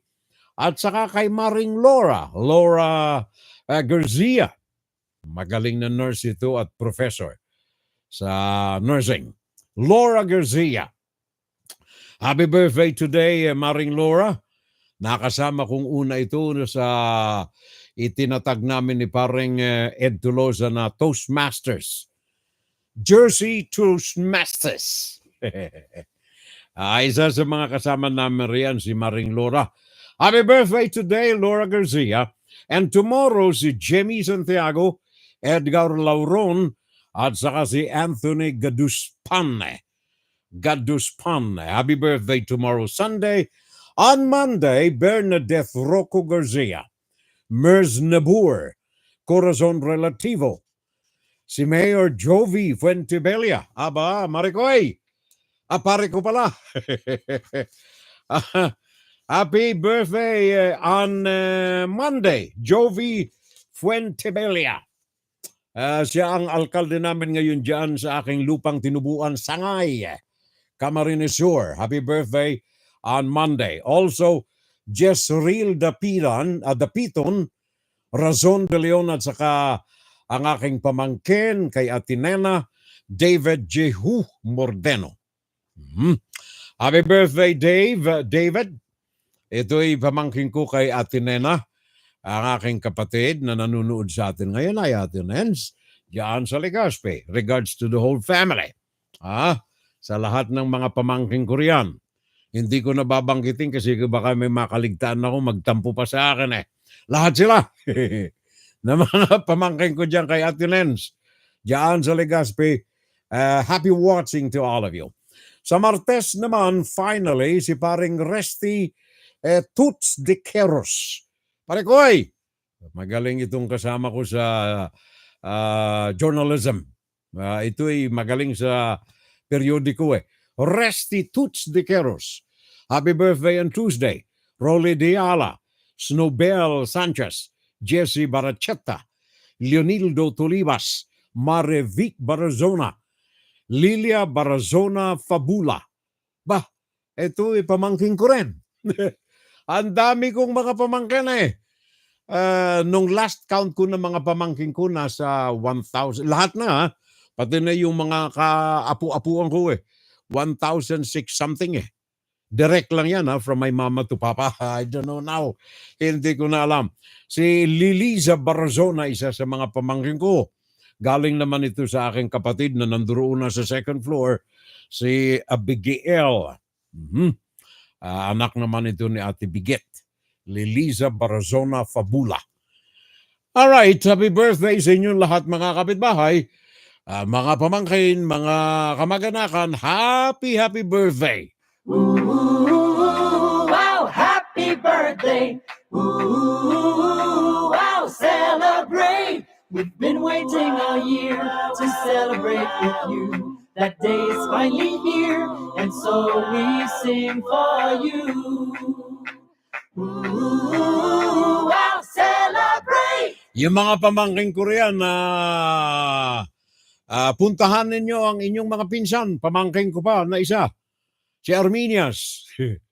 Anak naman ito ni Kuya Edsel. Hi Kuya Edsel, alam ko nanonood ang aking kapatid riyan sa San Jose. Kuya Edsel, ang kanyang anak, si Arminia, merong Arminia's Cakes, Breads and Pastries. Diyan naman sa Pampanga. Diyan sa Ana Commercial Building, San Pedro Santa Ana, Pampanga. Diyan sa MacArthur Highway, Apalit, Pampanga. Diyan sa 47 Hilpuyat Avenue, sa Guagua, Pampanga. Yan ang mga bagong sangay. Ang mga dati nilang mga branches ay nandiyan sa Kingsborough Building sa San Fernando, Pampanga. Meron sila sa 24 Montang Avenue, Balibago, Angeles City, Pampanga. Meron sila sa Unit 1, Business Center, 408, Santo Rosario, Angeles City, Pampanga. Meron sila, Unit number 4, DB Building, 422 MacArthur Highway, diyan naman sa Malolos, Bulacan, at diyan sa Tarlac City Walk, Zamora Street, Tarlac City, Tarlac. Yan ang ating Arminias. Pare koy, there you are. Parin Julie. Sa mga residente at sa mga bumibisita sa Pampanga, Bulacan at Tarlac. Kung may okasyon o wala man, kung ang hanap ninyo ay masasarap na breads, cakes, and pastries, tandaan ang pangalan. Arminia's Bake Shop. Arminia's. Sa Arminia's, makabibili kayo ng mga dekalidad na breads, cakes, and pastries. Sigurado makukontento kayo sa mga breads, cakes, and pastries ng Armin. Kahit ikumpara pa ninyo sa iba. Subukan na ninyo. Tunay ninyong maiibigan. Pili na! Order na! Grab food na! Now na! Arminia's Bake Shop. Bring home the best tasting breads, cakes, and pastries. Visit Arminia's Bake Shop Facebook page for details. Thank you, paring Jundi, and good day kay paring Tony. Antonio Wahero nakaabang sa atin ngayon, ang ating kaibigan. Tahimik lamang ito si Tony. Pero saan damakmak ang sharing nito sa ating programa. Thank you, Ton. Maraming salamat. Again, as usual, tumatambak na ang aking utang sa iyo. Tony, Antonio Wahero, and also Alexander Marpuri. Welcome sa ating FSL, my friend. Welcome. And then sa Susan Balmazeda Luntok, ang aking adopted sister. Susan Balmaceda Luntok also with us today. Happy watching na lamang regards sa buong pamilya mo riyan, Susan Luntok. Ano ha? At sabi ni paring Jesonoro, happy birthday to your goddaughter. Ba, ang aking inaanak. Suzanne, ang kanyang kaarawan October 18. Anong petsa ngayon? Kahapon. Ang aking inaanak, goddaughter, Susan Sonorho. And then ang kanyang asawa, husband Raymond Roquid, Octubre 20 naman. Okay? Raymond Roquid, October 20. Yaan ay bukas Sunday. And then ang aking inaanak kay paring Jason Orho, Susan, October 18 naman kahapon. Magaling ha? Isang celebration na lang ito, pare ko eh. Blessed birthday today, October 19, to my friend, Jundi Valencia. Ha? Birthday ito ni paring Jundi today? Bakit wala sa listahan ko? Pare ko, Judy. Oh, happy birthday sa iyo, sabi ni Maring Mirna. Wala sa listahan ko eh. October 19 daw eh. I don't know, pare ko. Anyway, if it's your birthday today, pare ko, salute na lamang sa iyo, ha? Salute na lamang. God bless you, my prayers, my wishes, etc., etc. Cheers para sa iyo, pare ko eh.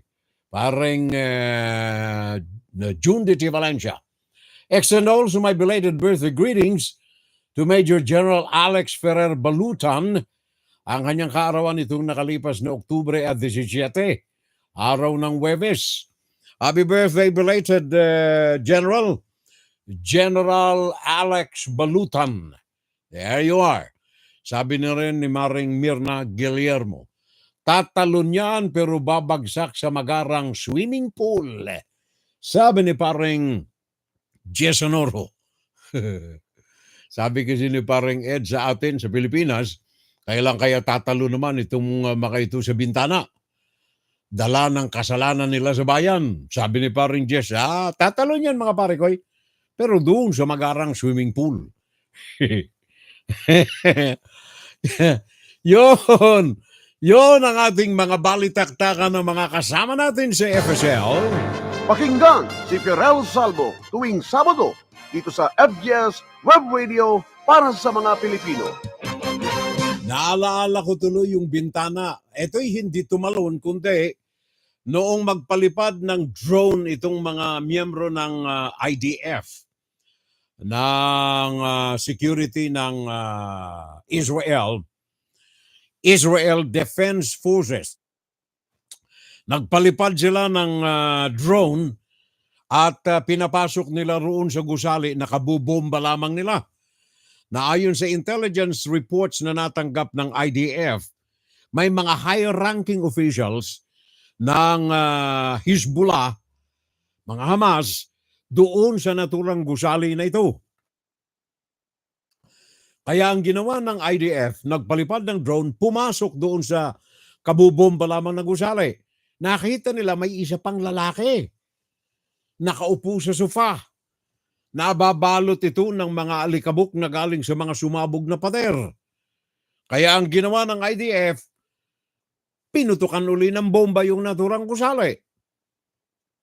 Pagkatapos tinignan nila wala ng buhay na nakita nila, pinasok ng mga sundalo ng IDF. Sa loob nakita nila, sabi ng mga sundalo, ba?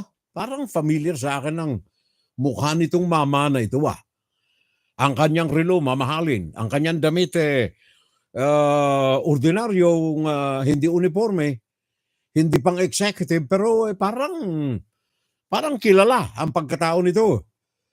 Natuklasan nila na ito pala ay ang Hamas leader na si Yahya Sinwar. Yahya Sinwar. Nasa kote ng bomba accidentally ng IDF. Report, galing po ito sa Gaza. Pakinggan natin itong pag-uulat na ito ni Nick Schifrin, galing sa PBS News. The death of one of the world's most wanted men was, in the end, by chance. Yesterday, soldiers from tank and infantry training units operating in Rafah got in a firefight. The Israeli military released this drone video as it searched a house. They saw an unidentified fighter still alive. And they fired again. That's when they entered the house and realized they recognized him and found documents and money. They took his body and confirmed with DNA tests it was Yahya Sinwar, the military and political leader of Hamas and the architect of the October 7th terrorist attack. Israel's top general Herzi Halevi visited the area and credited Israel's plan to push through Rafah despite international resistance. We conducted many special operations in this war where we had excellent information and pinpoint accuracy. Here, we didn't have that. And yet the response was very, very strong. They celebrated Sinwar's death. But Israelis and senior U.S. officials say their immediate concern is the 100 remaining hostages, believed to be held in Gaza by mid-level Hamas leadership in tunnels. Israeli Prime Minister Benjamin Netanyahu. Today, evil has suffered a heavy blow, but the task before us is not yet complete. To the dear families of the abductees, I say, this is an important moment in the war. We will continue with all our strength until the return home of all your loved ones, who are our loved ones. But Israeli and American officials also hope Sinwar's death is the beginning of the end of the war. Pockets of Hamas fighters still attack and release videos showing targeting of Israeli tanks. Today, Netanyahu made them an offer. Whoever lays down his weapon and returns our hostages, we will allow him to go out and live. The return of our hostages is an opportunity to achieve all our goals, and it brings the end of the war closer. The U.S. hopes the end of the war, including a hostage release, can launch reconstruction and larger diplomatic efforts to provide Gaza new leadership. Thank you. Maraming salamat. Nick Schifrin. Galing ito sa PBS News, Washington, D.C. Parikoy, Romy Veray. Happiest birthday daw sa lahat ng mga celebrants natin. Ngayon ko lang nabasa, Parikoy. Natakpang kasi nung isang message din.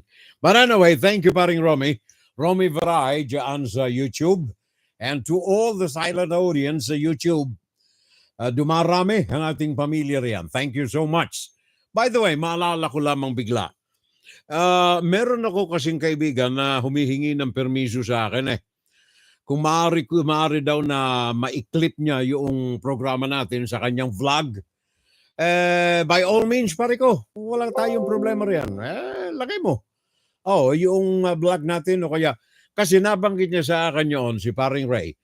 Sabi niya sa akin, Furel, meron akong kaibigan na very much involved sa parang documentary, hindi not necessarily documentary, pero ang mga subjects daw nitong vlogger na ito ay politika.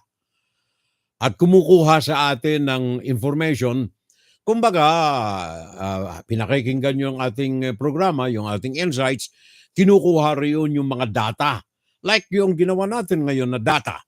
Kinukuha niya at yun din ang kanyang paksa na ginagamit sa kanyang mga vlog. Not necessarily buong-buo, pero kumbaga yung mga katas doon niya kinukuha. Sa akin, walang problema yan, pare ko. Walang problema rin, Ray. It's okay. Nakawin man yung mga it's okay, Sara, walang problema. Ngayon, in fact, sabi ko nga, gusto mo gamitin ninyo mga video clips natin, it's okay, walang problema sa akin yan. Ika nga, bigyan lang ng konting credit. Ito kay Furel ito galing. That's it. Walang iba. Ngayon, kung gagamit kayo ng drone, eto ang drone. Anong tawag niyan? Yahya Sinwar. Ano ang timeline ng pagkakapatay kay Yahya Sinwar? Ako'y nababaluktot ang dila ako rito Anyway, meron tayo nakalap na timeline kung paano humantong sa kamatayan nitong si Yahya Sinwar. Pakinggan natin. Sinwar's death Mhm. strikes a powerful blow to the Hamas militant group. He's topped Israel's most wanted list since the start of the war between Israel and Hamas just over a year ago. Here's a timeline of today's events. According to Israeli sources, it began when troops engaged Hamas militants in Gaza. They found a body resembling Sinwar and alerted senior commanders. Israeli military and intelligence services then moved to identify the body through fingerprints and DNA.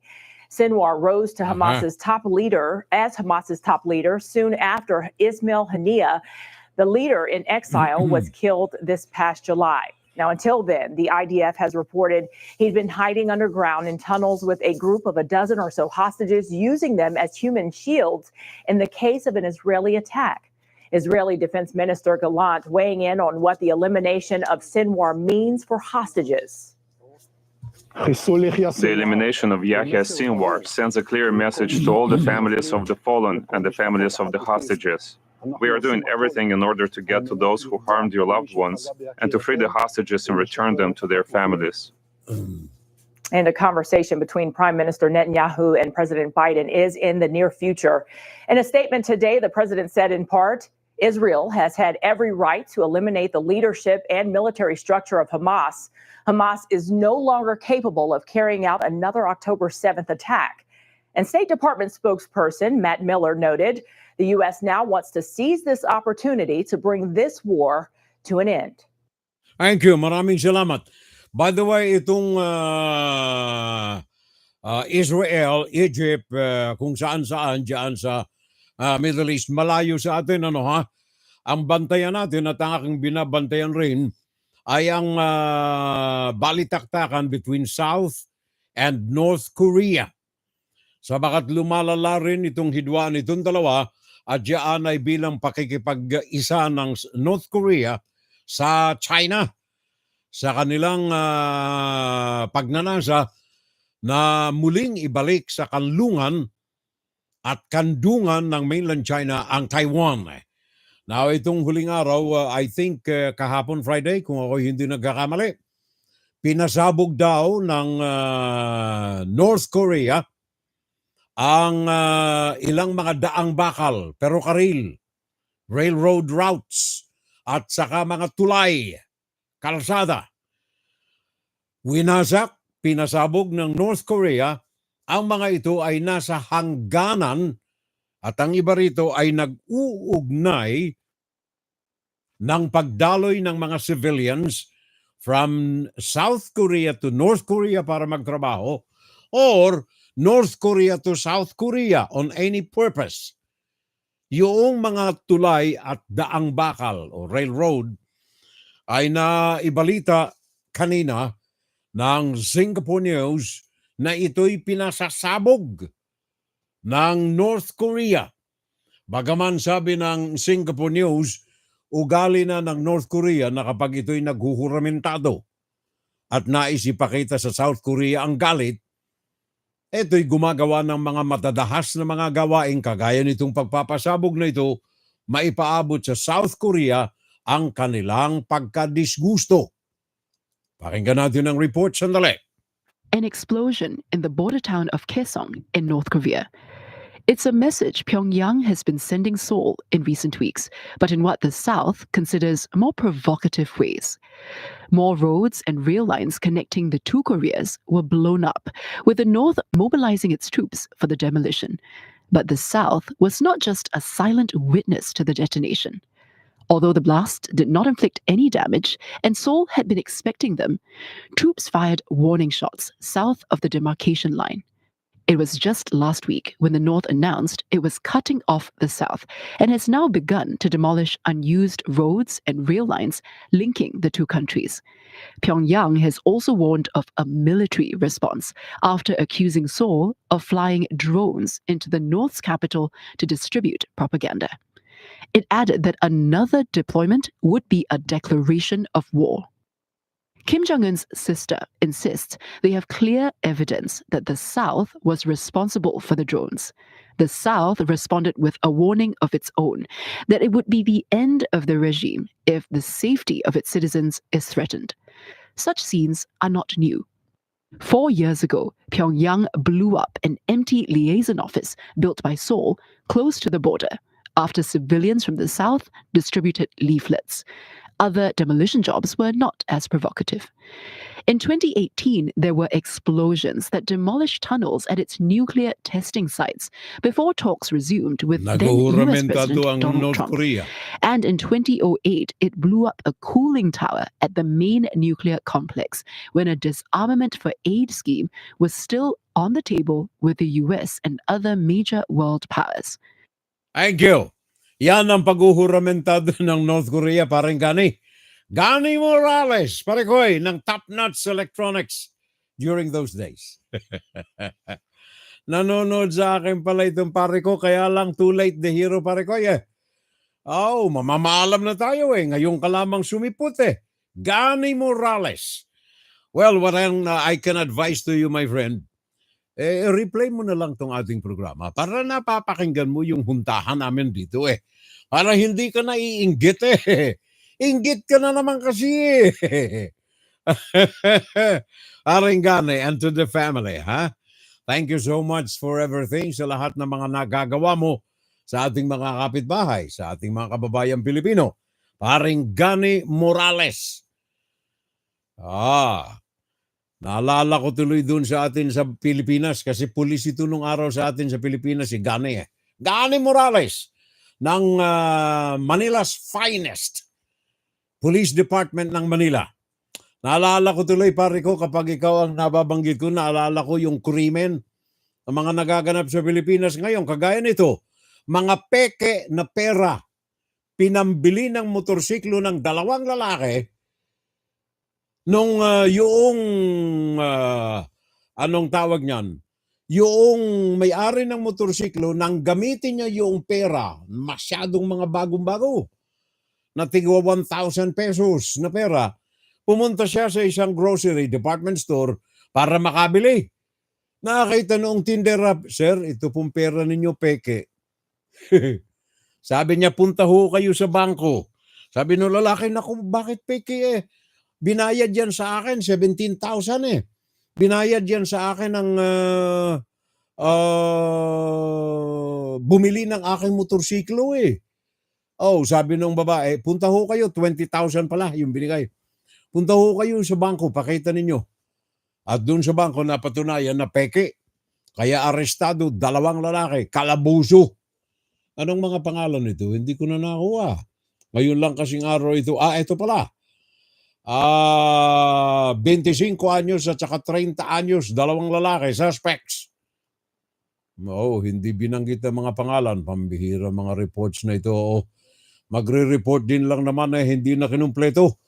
Alam mo nung ako'y anchor dyan sa DCXL sa Maynila, kailangan meron kayong 4 W's at saka isang H. Kapag sa mga reporters ko ito nung araw yun ang aking utos dyan laki. 4 na W, isang H. Why, where, when, who, at saka how. Pag hiwak ko lang kayo ng ganyan, kulang kayo sa balita.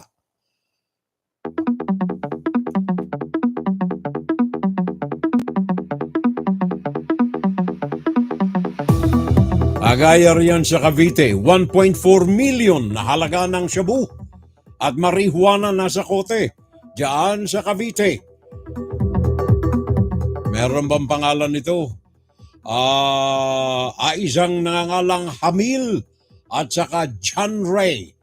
Nasa kote alas 2:55 ng hapon diyan sa Barangay San Gabriel ayon sa Police Region 4A. Nasa kote ang dalawa, tangay-tangay ang marijuana at shabu. Nagkakahalaga ng 1.4 million pesos. Ala na tayong oras, paring Gani Morales. Ala na tayo Naandyan kayo ano ito? Drinking Session Philippines Very Corrupt. Drinking session. Come to my event tomorrow. Ano ito? Sunday, pare ko Sabi ni paring Gani Morales, come to my event tomorrow. Drinking session. Wala pag drinking, wala ako niyan pare ko eh. Coffee session lang ako eh. Diyan lang ako pare ko eh. Coffee session lang ako eh. Paring Gani, thank you very much for the invitation. Maraming salamat. At sa lahat ng mga kaagapay natin, salamat po sa inyo lahat sa muling pagantabay sa ating Fun Saturday Live. Salamat sa lahat. Diyos mabalos, maray na aga, maray na udto, maray na hapon, maray na banggi sa lambansaro. Thank you to all of you. Maraming salamat. Gandang umaga, gandang tanghali, magandang hapon, magandang gabi sa lahat. And to all our kababayans outside of the country, thank you for the company.